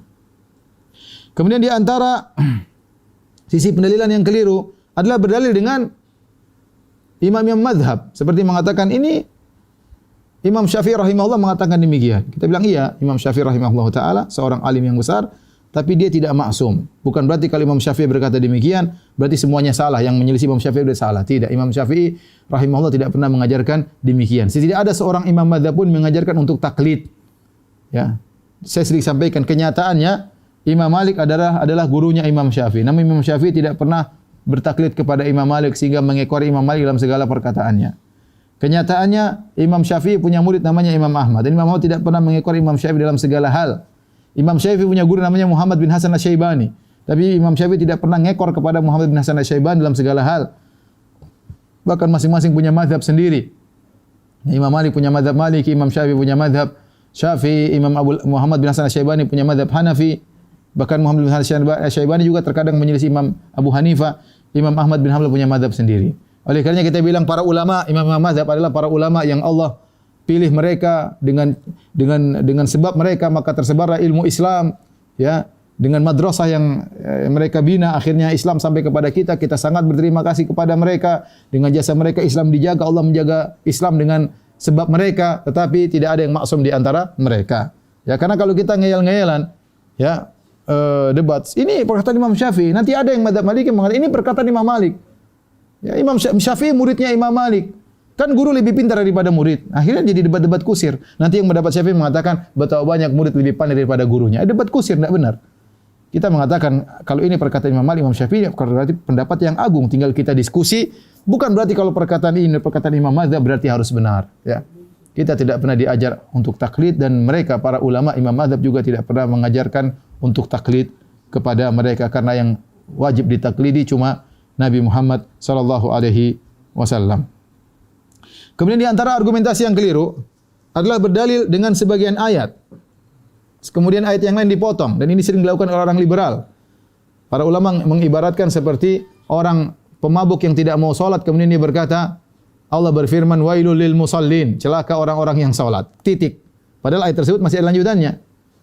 Alladzina hum an salatihim sahun, yaitu orang-orang yang lalai dari salatnya. Tapi bagian kedua dipotong. Dia cuma baca wailul lil musallin, celaka orang yang salat. Dan ini sering dilakukan oleh orang-orang liberal, hati-hati. Pendalilan dengan potong-potong ayat ini sering di mereka penuhi buku-buku mereka. Saya kasih contoh sedikit saja. Contoh. Mereka ingin membenarkan perkataan orang-orang Nasara. Mereka mengatakan Allah berfirman dalam Al-Qur'an, "Ya ahlal kitabi ta'alau ila kalimatin sawa'in baina wa bainakum." Wahai ahlul kitab, kemarilah menuju satu kata yang sama antara kami dengan kalian. Titik. Kata mereka, sebagaimana dalam buku yang ditulis oleh Nur Khalis Majid dan teman-temannya, itu dalam buku Fikih Lintas Agama, mereka berkata, ini dalil bahwasanya Allah menyuruh kita mencari titik persamaan, jangan cari titik perbedaan. Allah berfirman, "Ya ahlul kitabi ta'alau ila kalimatin sawa." Wahai ahlul kitab, marilah kita menuju pada perkataan yang sama. Titik. Mereka bilang, jangan cari perbedaan, cari titik persamaan. Allah yang suruh, maka kita liberal. Kita bilang, lanjutkan ayatnya, jangan dipotong. Allah berfirman setelah itu, ila kalimatin sawa'an bainana wa bainakum alla na'budu illa Allah wa la nusyrika bihi syai'a wa la yattakhidha ba'duna ba'dhan arbaban min dunillah. Apa perkataan sama yang Allah suruh orang Nasrani kepada kita? Baina wa bainakum, yaitu tauhid, alla na'budu illa Allah, jangan beribadah kecuali hanya kepada Allah. Wa la nusyrika bihi syai'a, jangan berbuat syirik kepada Allah. Jangan sebagian yang lain mengangkat sebagian lain sebagai sembahan-sembahan selain Allah. Lihat. Mereka potong sebagian ayat kemudian mereka hantam semua dalil dengan potongan ayat. Sama seperti tadi dalilnya orang mabuk yang tidak mau salat. Kenapa kau tidak salat? Wailul lil musallin, Allah berfirman celaka orang-orang yang salat. Loh. Lanjutannya kan ada. Yang bagaimana yang celaka? Ini kita bilang orang liberal, dalilnya orang mabuk. Ya. Mereka juga berdalil dengan misalnya dalam surat Al-Kahfi. Mereka mengatakan tidak boleh kita maksa orang untuk beragama. Masing-masing semuanya benar. Kata Allah, falyakfur, barang siapa yang berkehendak silakan kafur, barang siapa yang berkehendak falyu'min. Ya. Barang siapa yang berkehendak silakan kafir, barang siapa yang berkehendak silakan beriman. Titik kata mereka, ya. Wa qulil haqqu mir rabbikum, faman syaa'a falyu'min wa man syaa'a falyakfur. Sungguhnya kebenaran dari Allah Subhanahu wa taala, barang siapa berkehendak silakan kafir, barang siapa berkehendak silakan kufur. Titik. Kalau gitu sudah, kita enggak usah dakwah-dakwah, sudah masing-masing, sudah benar. Allah kasih kebebasan. Dan hak asasi yang paling kuat adalah hak asasi berakidah.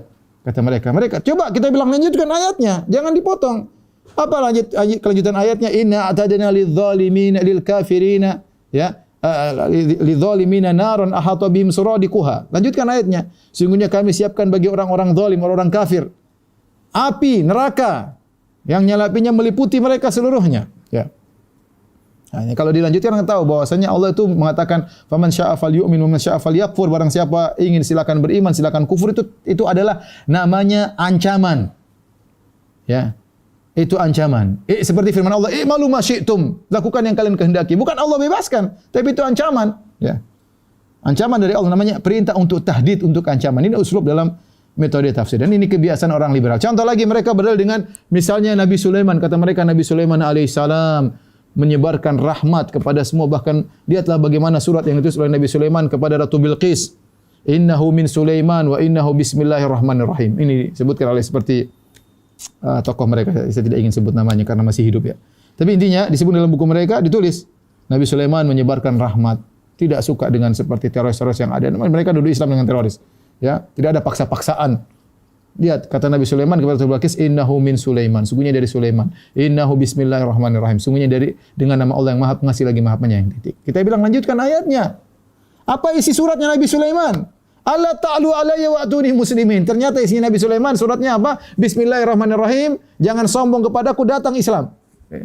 Dipotong sama orang liberal. Mereka tugas itu, mereka sok mengatakan mereka ilmiah, akademisi dan yang lainnya.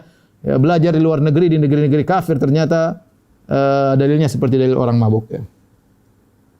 Taib. Kemudian di antara argumentasi yang keliru yang nomor 16 adalah berdalil dengan mutasyabihat untuk menjatuhkan yang muhkam. Contoh, kita tahu dalam Al-Quran ayat muhkam banyak.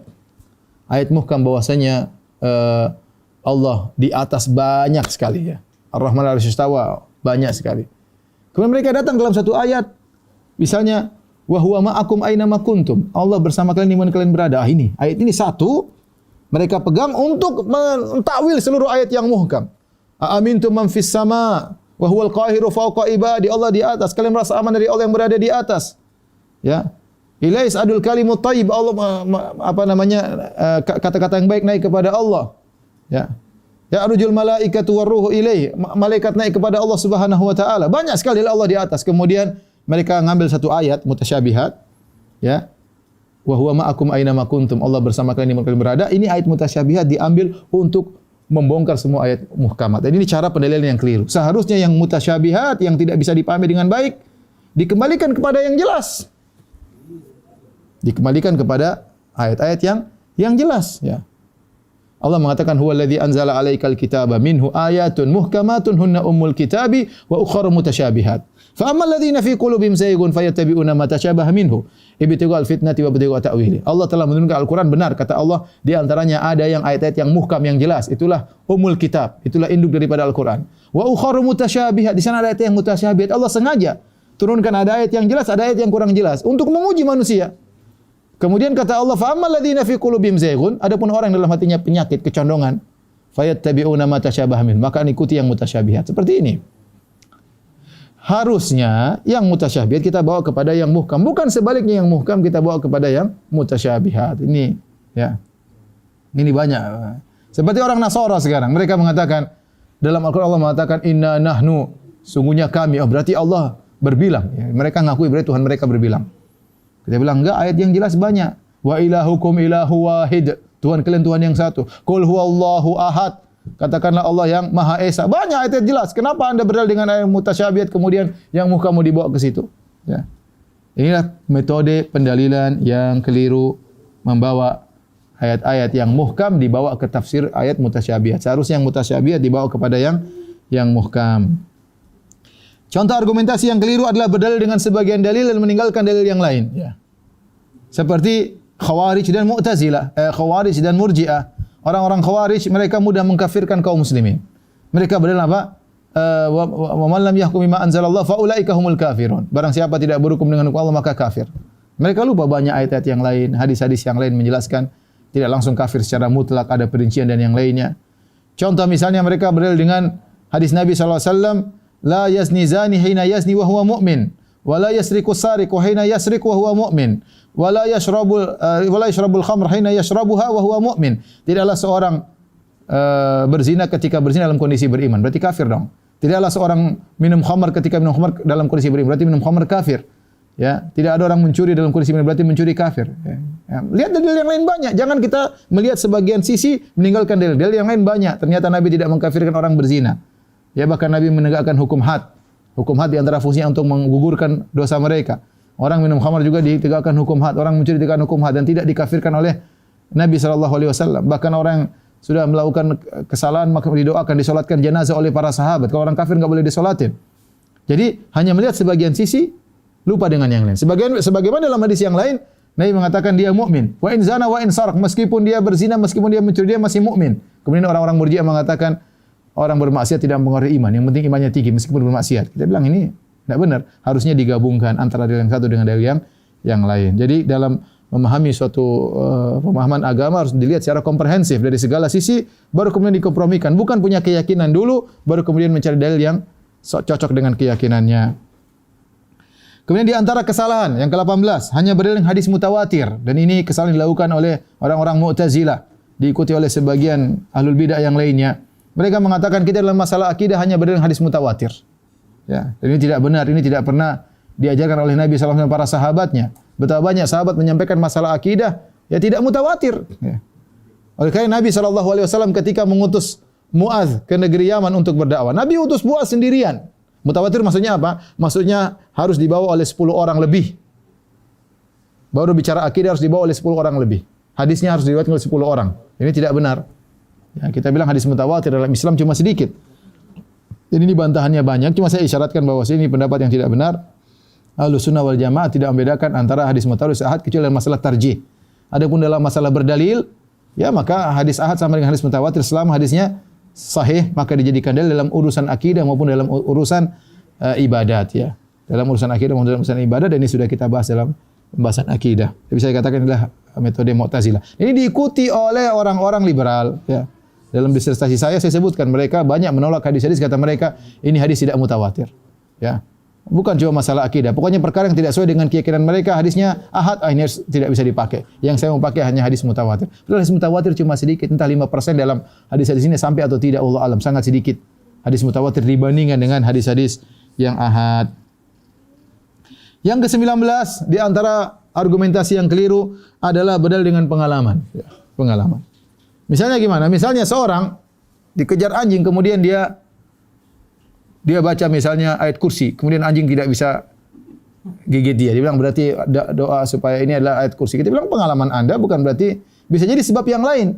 Bisa jadi anjing ketika lihat Anda ternyata waduh, kurang gemuk jadi saya kabur aja misalnya. Banyak hal. Atau misalnya dia ternyata berdoa kepada Allah ayat kursi hanya sekedar untuk mengokohkan imannya. Artinya tidak bisa dijadikan dalil bosnya gara-gara pengalaman saya maka ini berhasil kemudian ini jadi syariat. Tidak bisa. Itu bukan pendalilan ya.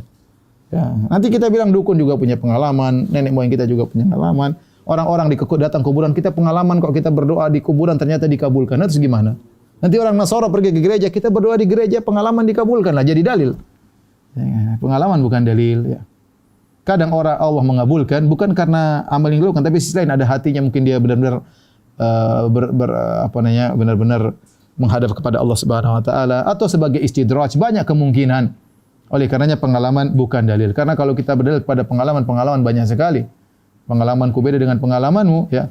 Maka dalil pengalaman bukanlah dalil untuk melegalkan suatu ibadah atau amalan tertentu. Yang terakhir yang bisa kita kumpulkan pada kesempatan kali ini adalah berdalil dengan di antara kesalahan berdalil ini pendapat orang tua ya. Ini pendapat senior. Kita bilang bahwasanya tidak ada pentarjihan dengan sisi senioritas. Orang senior kita hormati ya. Rasulullah SAW bersabda, al-barakah ma'a akabirikum. Keberkahan bersama orang-orang senior di antara kalian. Ya, para ulama menjelaskan senior di sini masalah dua. Senior dari sisi ilmu, meskipun dia umurnya tidak tua tapi dia ilmunya tinggi, maka dianggap dia senior, dianggap kibar dalam masalah ilmu. Atau senior dari senioritas dari sisi umur.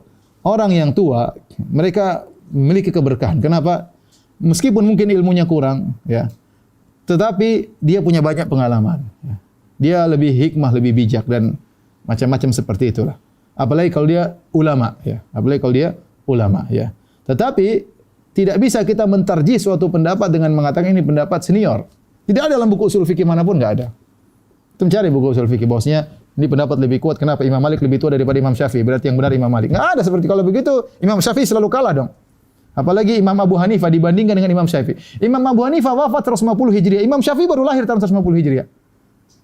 Berarti kalau kita bandingkan Imam Syafi'i sama Imam Abu Hanifah selalu kalah Imam Syafi'i karena Imam Syafi'i, Imam Abu Hanifah meninggal di tahun tersebut, Imam Syafi'i baru lahir. Mana lebih senior ya Imam Abu Hanifah.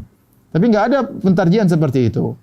Ya, tapi Nabi ketika mengatakan al barakatu ma'a akabirikum, artinya keberkahan yaitu lazimi orang tua, ya, kita hormati mereka. Kata Nabi sallallahu alaihi wasallam, laisa minna man lam yuwaqqir kabirana wa la yarham saghiran. Bukan dari golongan kami yang tidak hormat kepada yang tua dan tidak sayang kepada yang muda. Dua-duanya, yang tua sayang kepada yang muda menghormati yang tua. Jangan kamu merendahkan. Kalaupun ada yang senior salah bukan berarti untuk direndahkan. Mereka lebih dahulu berjasa terhadap Islam, mereka lebih banyak salatnya daripada kita, mereka lebih dahulu beribadah kepada kita, mereka lebih dahulu merasakan pahitnya dalam nuntut ilmu dan dalam berdakwah dan yang lainnya, ya. Yang tua bisa salah, yang muda juga bisa salah. Jadi maksud saya kalau adapun dalam masalah mentarjih, tidak boleh masalah lihat senioritas, ya. Mana lebih bagus, laut atau sungai? Kita bilang yujad fil nahar ma la yujad fil bahr. Di sungai memang lebih kecil, laut lebih besar, tapi ada ikan-ikan di sungai yang tidak ada di laut. Jadi maksud saya kita menghormati orang tua, ya, dan mereka biasanya bijak dan hikmah, tetapi tidak bisa dijadikan sebagai sisi pentarjihan bahwasanya kalau tua berarti harus benar, ya. Nanti tinggal mana yang paling tua di antara kita. Berarti kamu masih muda, sudah kamu salah terus. Yang benar itu enggak ada dalam usul fikih, enggak ada. Orang belajar usul fikih tidak ada kan mendapati hal tersebut. Inilah para ikhwan dan akhwat yang dirahmati Allah Subhanahu wa taala. Apa yang bisa kita sampaikan pada kesempatan kali ini tentang 20 argumentasi yang keliru dalam beragama. Semoga kita terhindar dari 20 argumentasi tersebut karena semuanya salah dan keliru. Kalau ada yang bertanya saya persilakan. Wallahu taala alam bisawab. Baik, kita Allah al-Katsir atas tausiahnya pada pagi ini. Rekan-rekan sekalian, kita tiba pada sesi tanya jawab. Sudah ada banyak pertanyaan yang masuk dan akan dibacakan beberapa. Namun kami juga membuka satu atau dua penanya yang akan bertanya langsung. Silakan yang mau bertanya langsung segera chat ke host, akan dibuka oleh host untuk kemudian bisa bertanya langsung kepada Ustadz. Dan sebelumnya akan saya bacakan dulu beberapa pertanyaan yang sudah masuk. Pertama, pertanyaan dari Ahi Andika di Jakarta. Ustadz, izin bertanya, tadi disebutkan dalam kajian bahwa berdalih karena menganggap seseorang itu dianggap sebagai wali tidak diperbolehkan. Tetapi apakah berziarah ke makam para wali diperbolehkan? Jika boleh, bagaimana caranya berziarah yang benar sesuai dengan tuntunan sunnah dan Al-Quran?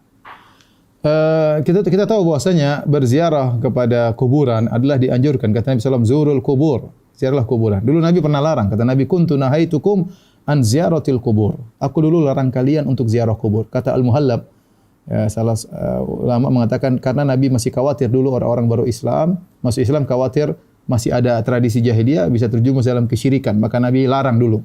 Kemudian Nabi lihat ada maslahat, ya, tatkala orang iman sudah kuat, Nabi mengatakan fal ana fazuruha. Sekarang ziarahilah kuburan. Fa innaha tudzakirukumul akhirah. Sungguhnya ziarah kuburan itu mengingatkan kalian kepada hari akhirat, ya, dan oleh karenanya fungsi ziarah kubur dua, kita ingat akhirat, yang kedua kita mendoakan penghuni kubur. Karena penghuni kubur mereka sudah tidak bisa lagi beramal soleh, ya, maka mereka perlu untuk didoakan. Sebagaimana ketika mereka meninggal, mereka sudah tidak bisa sholat. Kalau mereka sholat, ya sholat sendiri. Ngapain kita sholatin? Sekarang kalau ada orang masih hidup kita sholatin, ya ini nggak mau lah. Dia bisa sholat sendiri. Kenapa kita sholatin dia? Sih sudah meninggal, tidak bisa sholat lagi, maka kita sholatin. Oleh karenanya kita dianjurkan untuk berziarah kepada kuburan, ya, termasuk kuburan orang-orang soleh, ya. Sebagaimana kalau kita di Madinah, kita ziarah kuburan Nabi sallallahu alaihi wasallam, kuburan Abu Bakar dan Umar. Kita berziarah kepada kuburan Baqi. Di situ banyak para sahabat, kita mengenang jasa mereka, kita doakan mereka. Nabi suruh berziarah ke kuburan syuhada Uhud untuk mendoakan mereka. Ini menunjukkan orang soleh memiliki tempat di hati kita, ya. Jadi tidak mengapa kita ziarah ke kuburan orang-orang yang kita anggap wali-wali Allah atau orang soleh. Tetapi, ya, yang dilarang adalah jangan minta-minta kepada mereka. Ya, jangan minta-minta kepada mereka. Jangan kemudian mengambil pasir di kuburan mereka. Ini kebiasaan orang Syiah, ya. Bahkan disebutkan oleh Al-Ghazali bahwasanya mengusap-ngusap kuburan adalah kebiasaan Yahudi Nasrani dahulu. Ya. Mungkin Yahudi Nasrani sudah tidak melakukan, kita sekarang sebagian kita yang melakukan. Ya. Itu kebiasaan mereka dahulu.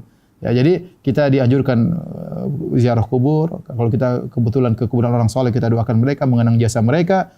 Tapi bukan sebaliknya, kita malah minta doa sama mereka, malah ngambil pasir di mereka, kemudian usap-usap badan di kuburan mereka. Ini adalah kekeliruan. Ya.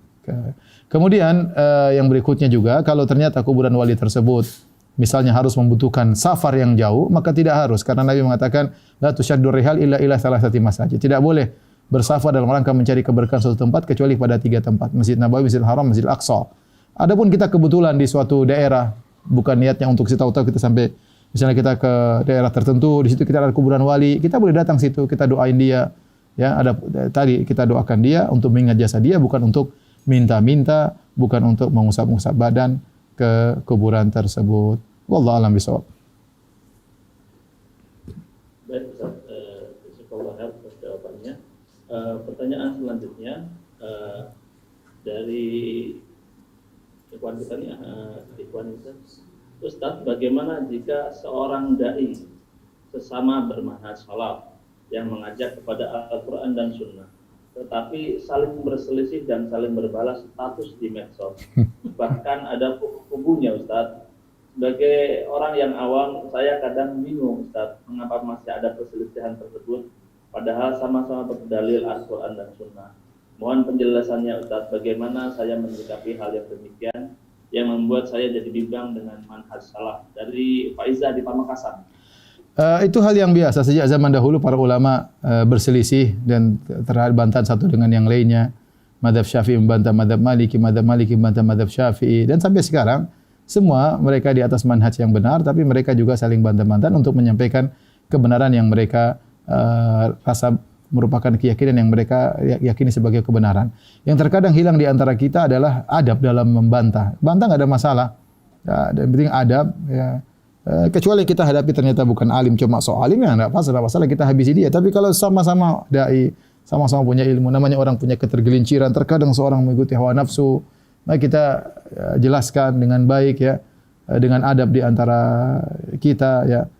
Kemudian ada pun orang-orang awam enggak usah ikut-ikutan. Orang-orang awam mereka tidak dituntut untuk mengetahui ilmu yang mereka perdebatkan. Ya, tinggal pilih mana ustadz yang menurut mereka lebih alim, sudah ikuti.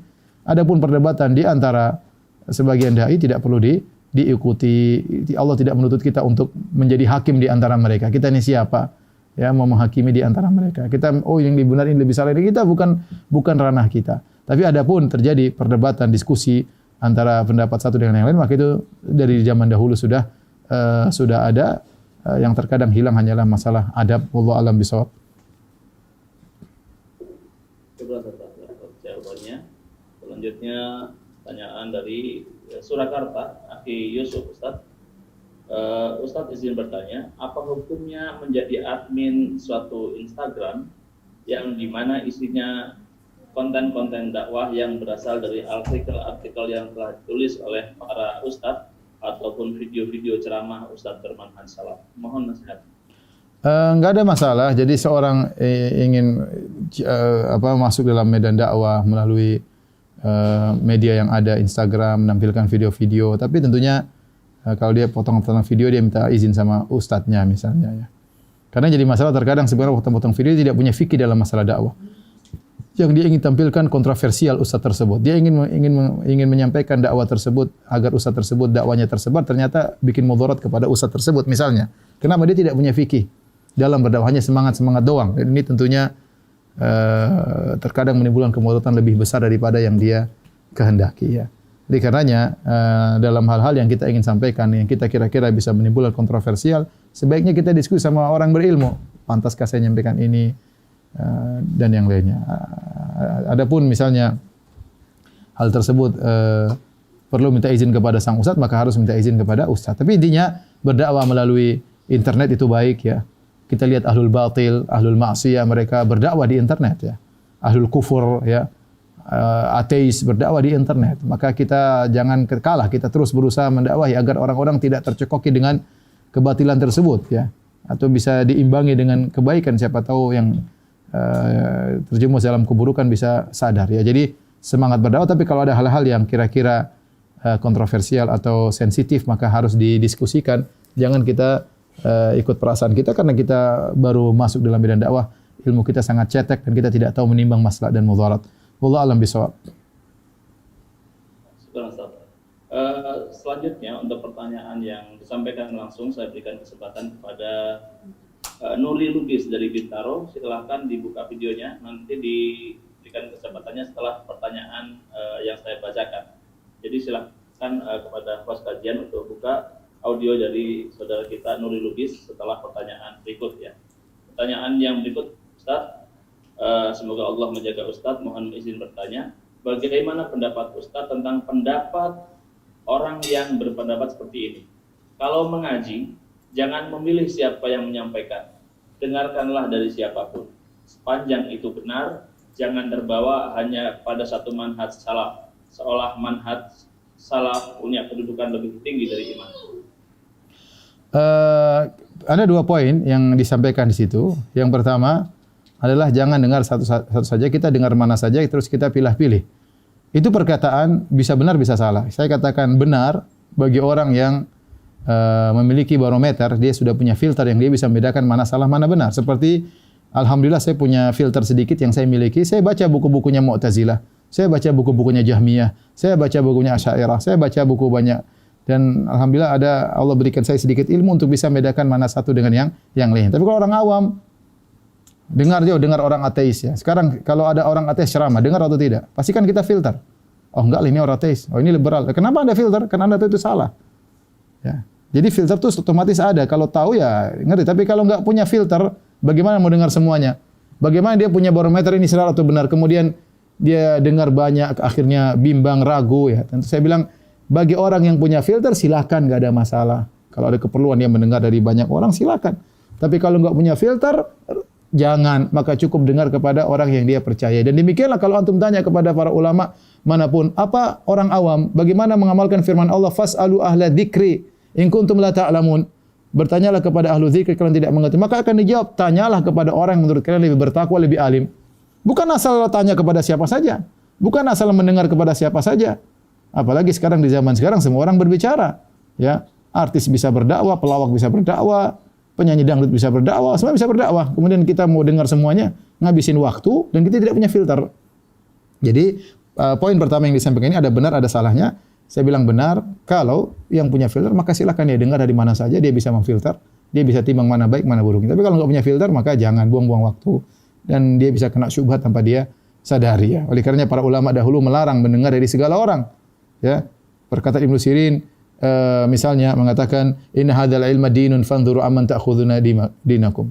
Ini ilmu adalah agama, maka lihatlah dari mana kau ambil. Para ulama dulu mengatakan hati-hati ya, al-qulubu dha'ifah wasyubhatu khattafah. Syubhatu menyambar-nyambar sementara hati lemah. Apakah dulu para salaf mengatakan dengar kepada siapa saja? Enggak, mereka suruh selektif. Itu suatu hal yang sangat logis. Yang kedua berkata, jangan bilang manhaj salaf, manhaj salaf ini mulia, manhajnya para sahabat. Ya. Adapun ustadz yang ngaku salafi bisa jadi salah, bisa jadi kurang, bisa jadi ngawur. Tetapi manhajnya jangan disalahkan. Manhaj salaf ini manhaj yang mulia. Karena kita berusaha beragama dengan metode para sahabat. Ya. Dan Allah menyuruh dalam Al-Quran untuk mengikuti para sahabat. Ya. Manhaj tentang 3 generasi yang paling utama yang Nabi sudah rekomendasi. Khairun nasi qarni, thumma alladhina yalunahum, thumma alladhina yalunahum. Terbaik-baik manusia adalah generasiku, kemudian setelahnya dan setelahnya. Jadi mereka adalah manhaj yang terbaik dalam masalah agama. Kalau masalah dunia terserah. Jadi manhaj ini jangan dicela. Tidak dikatakan ini salah metode berfikir yang salah, mengatakan manhaj salaf lebih utama daripada iman. Salah. Manhaj salaf ini adalah sarana untuk mengenal iman. Jangan dibandingkan dengan iman. Ini sarana mengenal iman. Ini salah dalam metode berfikir ya. Jadi manhaj salaf tidak benar.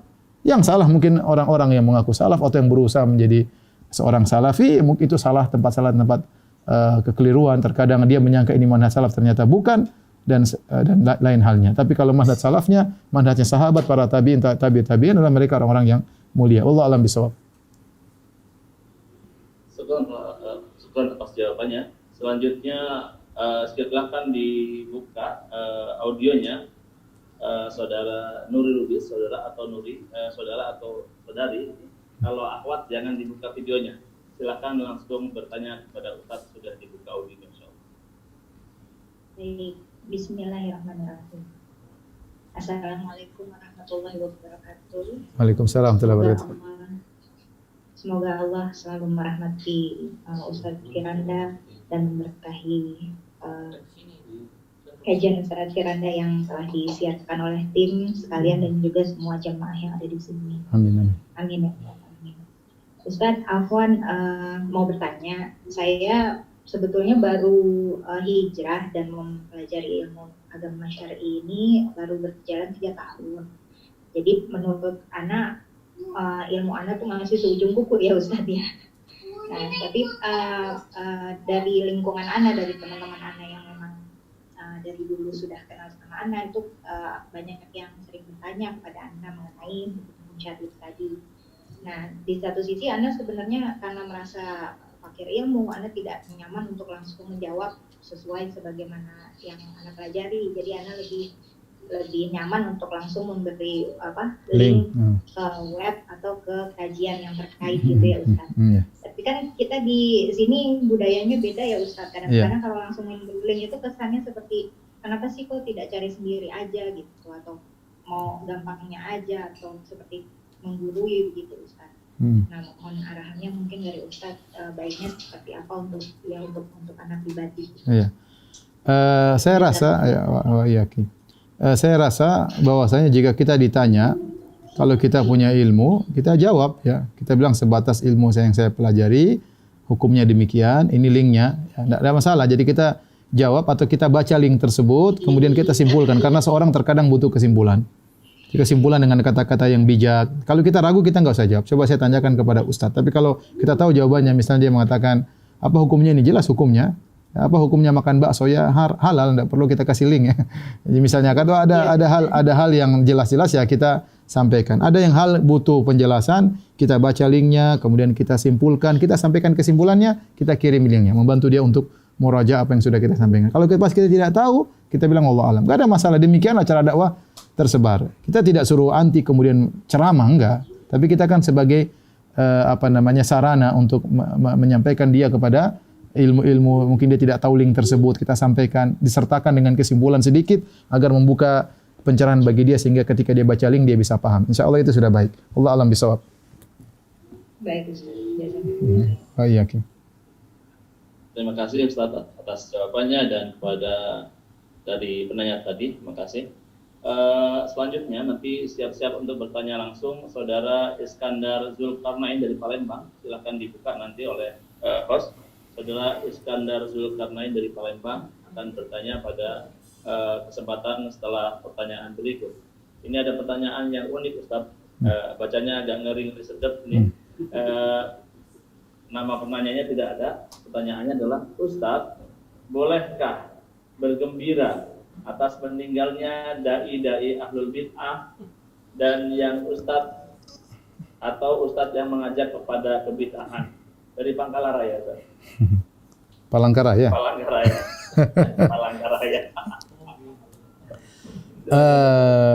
Saya rasa kalau ada kaum muslimin yang dia penyuruh kepada kesesatan, ya, kita dari satu sisi kita sedih, ya, dari satu sisi kita bahagia. Dari sisi kita bahagia bahwasanya dia tidak lagi menyerukan kepada kesesatan tersebut, ya. Di sisi lain kita kasihan, ya. Kita sedih dia seorang muslim, hendaknya kita doakan. Dan seorang melatih diri untuk membersihkan hatinya, bahwasanya kalau dia pun membantah karena Allah, ya. Lihatlah Syekhul Islam Ibnu Taimiyah rahimahullahu taala, sebagaimana disebutkan oleh Ibnu Qayyim rahimahullahu taala, ya, dia menyebutkan bagaimana Ibnu Taimiyah ketika musuh utamanya, yang kalau nggak salah namanya Ibnu Makhluf, yang sering membantah, menyesatkan Ibnu Taimiyah, getol untuk menghabisi Ibnu Taimiyah. Ya, kemudian dia meninggal dunia, maka Ibnu Qayyim senang dengan meninggalnya tersebut, dia kabar gembira kepada Ibnu Taimiyah. Ternyata Ibnu Taimiyah lain. Dia yang dimusuhi, ternyata dia pun datang kepada keluarga musuhnya tersebut. Dia berkata, anggap saya sebagai bapak kalian. Apa yang kalian perlukan sampaikan kepadaku. Ya. Oleh karenanya Ibnu Qayyim mengatakan, kami tidak pernah melihat seperti Ibnu Taimiyah, sikap Ibnu Taimiyah terhadap musuhnya. Kami tidak pernah melihat seperti Ibnu Taimiyah sikapnya terhadap musuhnya. Bahkan kami berharap sikap sahabat-sahabat dekat kami kepada kami seperti sikap Ibnu Taimiyah terhadap musuhnya. tidak pernah mendoakan keburukan, ya. Justru mendoakan kebaikan kepadanya, bahkan tatkala musuhnya meninggal dunia dia datang langsung kepada keluarganya, bukan bilang toh bapak kalian tewas, enggak, malah dia bilang anggap saya sebagai ayah kalian. Ini lihat bagaimana seorang yang mendakwahkan kebenaran tapi hati bersih daripada keinginan dunia, dendam karena dunia, enggak. Semuanya dakwah karena Allah. Itu yang saya harapkan, bahwasanya kita tatkala menjelaskan kebenaran, kita tahu di sana ada orang-orang yang mungkin menyerukan kepada kebatilan, menyerukan kepada kebid'ahan. Ya tugas kita menyampaikan, ya. Tugas kita menyampaikan. Tidak perlu kita benci, tidak perlu, mereka juga kaum muslimin. Kalau dia meninggal dari sisi bahagia, dia berhenti daripada kebiasaan buruknya. Di sisi lain kita kasihan, kita doakan dia. Kalau kita bisa bantu keluarga, kita bantu keluarganya sebagaimana Syekhul Islam Ibnu Taimiyah rahimahullahu taala. Ini disebutkan oleh Syekh Utsaimin juga. Terkadang kita lihat orang maksiat. Pelaku maksiat kan ada dua hal kita lihat. Kalau kita lihat dari sisi kita benci maksiatnya. Dari sisi lain kita kasihan dia, ya. Dia berhenti dari maksiat, kita senang. Dia tidak lagi menyuruh kepada kemaksiatan, tapi dengan misalnya meninggal dia, maka kita kasihan. Kita doakan orang seperti ini. Wallahu a'lam bishawab. Oke. Syukran Ustaz. Selanjutnya kami persilakan kepada tadi Iskandar Zulkarnain. Iskandar Zulkarnain dari Palembang. Silakan bertanya langsung, sudah dibuka audionya. Dibuka juga videonya untuk yang Assalamualaikum Ustaz. Waalaikumsalam warahmatullahi wabarakatuh. Ada dua pertanyaan Ustaz. Yang pertama, ini kita di media sosial itu paling banyak diumbar tentang ibadah-ibadah atau kafiah-kafiah tertentu, zikir-zikir tertentu. Yang jadi persoalannya, mereka itu bersandarnya kepada hadis. Kalau Al-Quran mungkin bagi kita awam lebih mudah kita mencari referensinya. Sedangkan pada hadis itu memang orang perlu belajar khusus. Oleh karena itu, gimana caranya tentang kita membedakan atau memfilter yang disebutkan oleh Ustaz tadi tentang bersandarkan kepada hadis, apalagi pada ulama-ulama yang kita bukunya aja, bahasa Indonesia aja nggak sulit kita cari di perpustakaan. Yang kedua, saya sependapat sekali Ustaz bilang bahwa adab dalam berdiskusi itu yang kurang pada kita saat ini. Saya pernah dengar bahwa sebenarnya tidak boleh ngeyel kita menyampaikan kebenaran. Bahwa 2 atau 3 kali kita mengulang, jangan sampai terjadi polemik. 2 atau 3 kali aja kita sampaikan pendapat kita, ya sudah cukup. Terserah kepada Allah dan kepada audiens untuk mengambil manfaat dari perdebatan itu. Wallahu a'lam. Terima kasih, mohon maaf. Bang Bitung juga terima kasih. Ustaz, wassalamualaikum warahmatullahi wabarakatuh. Waalaikumsalam. Terima kasih barakallahu fiik pada Pak Iskandar Zulkarnain. Ya, adapun mengenai pertanyaan yang pertama, mengenai kalau mereka mengadakan suatu kaifiat ibadah tertentu kemudian menyampaikan dalilnya, memang kita harus ngecek, ya.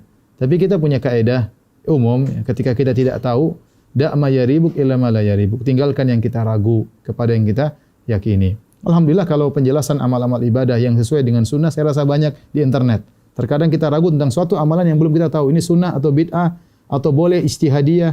Ya kalau selama kita ragu kita tinggalkan. Yang jelas-jelas masih banyak, alhamdulillah. Nah, nanti mungkin suatu saat kita bisa bertanya, bisa cari informasi, tapi kita pending maksud saya. Tanpa perlu harus menghukumi kalau kita enggak tahu. Karena kalau kita menghukumi kita harus punya dalil. Oh ini enggak benar, ini hadisnya dhaif, harus punya ilmu. Ini hadisnya palsu, oh ini enggak benar. Kalau enggak punya ilmu enggak usah kita hukumi. Ya sudah masing-masing. Kamu kok enggak, saya belum tahu, saya baru yang ini aja yang jelas-jelas aja. Ya ini jelas dari hadis sahih saya jelas. Kalau kamu yang kamu jalankan, Allah alam saya enggak tahu. Nanti kalau saya tahu saya bisa bicara. Kalau saya enggak tahu saya enggak mau berbicara. Enggak, tambah harus kita mencela dan yang lain. Dan benar masalah menyampaikan misalnya ada bantahan atau kritikan, tidak perlu kita berkutat terus-terusan, ya. Sudah cukup sekali, 2 kali, 3 kali, 4 kali, 5 kali maksimal sudah berhenti. Ya, hidayah di tangan Allah Subhanahu wa taala. Kalau kita berkutat pada satu pembahasan, kapan kita mau berkembang, kapan kita mau dakwah? Berkutat pada satu orang, sementara banyak yang mau kita bahas, banyak yang mau kita sampaikan. Hidayah di tangan Allah Subhanahu wa taala. Kita sudah bantah, kita sudah jelaskan, tinggal kita berdoa, ya Allah, berilah hidayah kepada si fulan. Saya sudah berusaha dengan yang saya mampu. Terkadang kita bantah orang, kita temui orangnya. Kita ngobrol. Setelah itu sudah sampaikan, saya tidak bantah lagi, selesai. Saya sudah sebuah tulisan saya sudah tulis, saya sudah ketemu langsung orangnya, saya sudah baik-baik ketawa-ketawa dengan dia dan sudah sampaikan nasihat 4 mata. Kalau tidak mau, ya sudah. Ya, yang penting saya sudah sampaikan. Maksud saya, tugas saya di hadapan Allah sudah selesai. Tugas saya di hadapan Allah sudah selesai. Allah alam bisawab. Dengan demikian kita tidak bisa maksa sama orang. Tugas kita menyampaikan kebenaran, hidayah. di tangan Allah Subhanahu wa taala. Bisa jadi dia sekarang tidak terima, mungkin 2 tahun lagi, 3 tahun lagi mungkin dia terima. Yang penting cara kita yang bijak dan yang sopan. Allah alam bisawab. Terima kasih Ustaz. Terima kasih. Ya, sama-sama. Selanjutnya pertanyaan dari Semarang, Ustaz, dari Semarang. Namun kami persilakan kepada penanya selanjutnya yang akan bertanya langsung. Seperti Olgalita dari Bandung, siap-siap nanti setelah pertanyaan berikut langsung bertanya kepada Ustaz.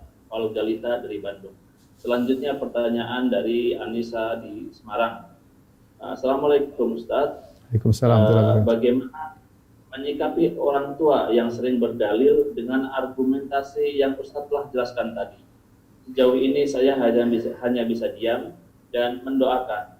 Mohon nasihatnya Ustaz, apakah sikap diam saya itu sudah benar? Jazakallahu khairan.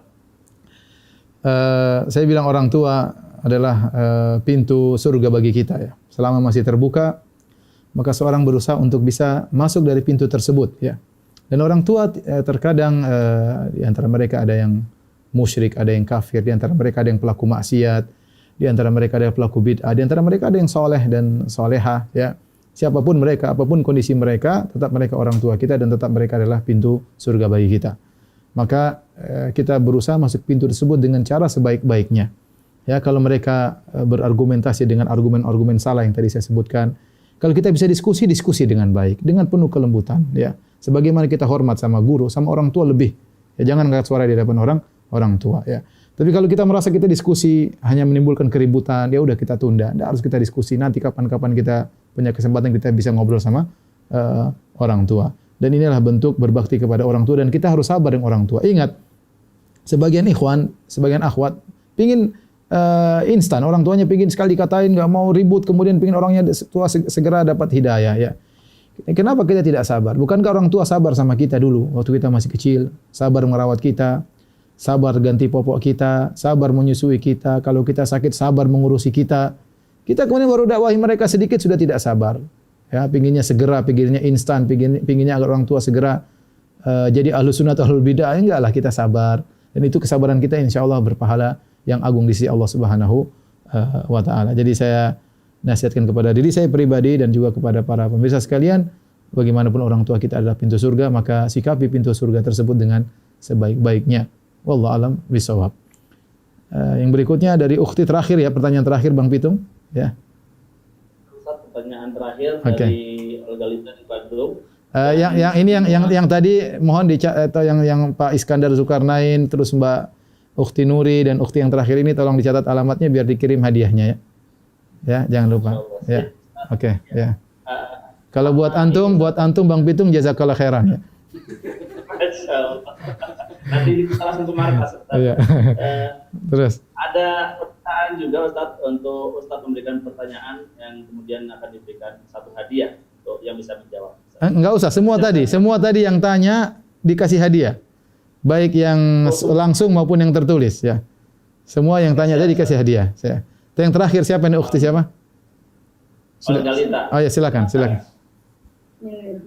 Assalamualaikum Ustaz. Assalamualaikum. Waalaikumsalam warahmatullahi wabarakatuh.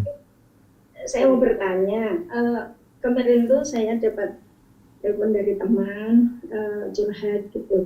Ternyata kajian yang selama ini beliau ikuti itu ternyata kok seperti aneh gitu. Karena yang pertama kan memang pakai syahadat. Nah ini dia menyebutkan bahwa dia itu harus syahadat dulu. Habis itu dia harus menyerahkan infak fardhu, katanya infak fardhunya 3,5%.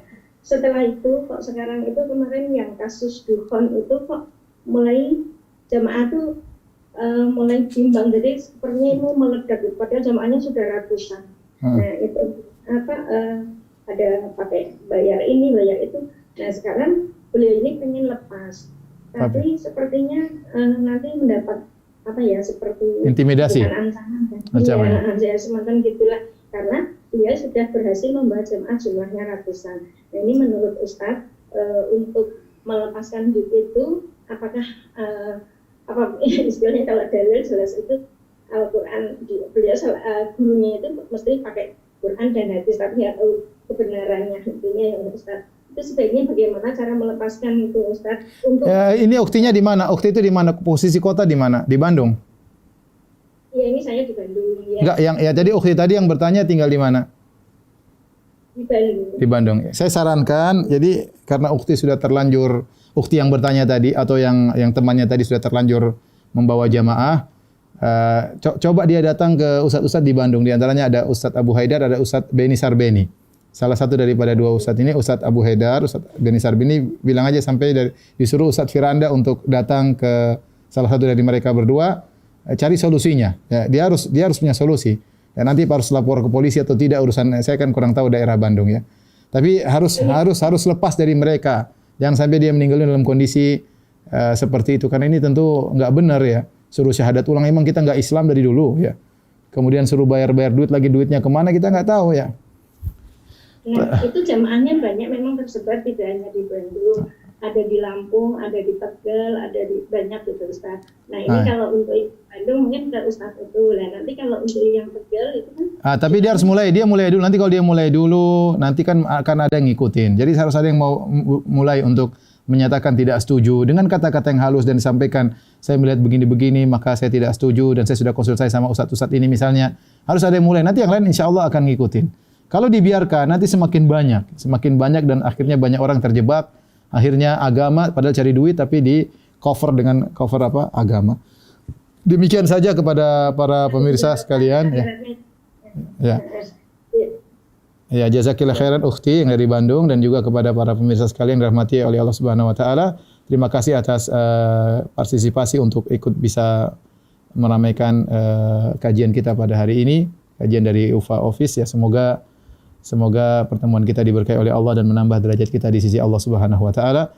Demikian saja. Jazakumullahu khairan wa jazakunallahu khairan. Subhanakallah bihamdik asyhadu an la ilaha illa anta astaghfiruka wa atubu ilaik. Assalamualaikum warahmatullahi wabarakatuh. Waalaikumsalam warahmatullahi wabarakatuh. Ada tambahan Ustaz. Ini roomnya ada 4 room yang dibuka hari ini dan semuanya full. Jadi mudah-mudahan ini bukan tablik akbar pertama dan terakhir ya Ustaz. Insyaallah. Ada kajian selanjutnya. Insyaallah. Dan untuk teman-teman yang tadi pertanyaannya sudah dibacakan, silakan langsung ke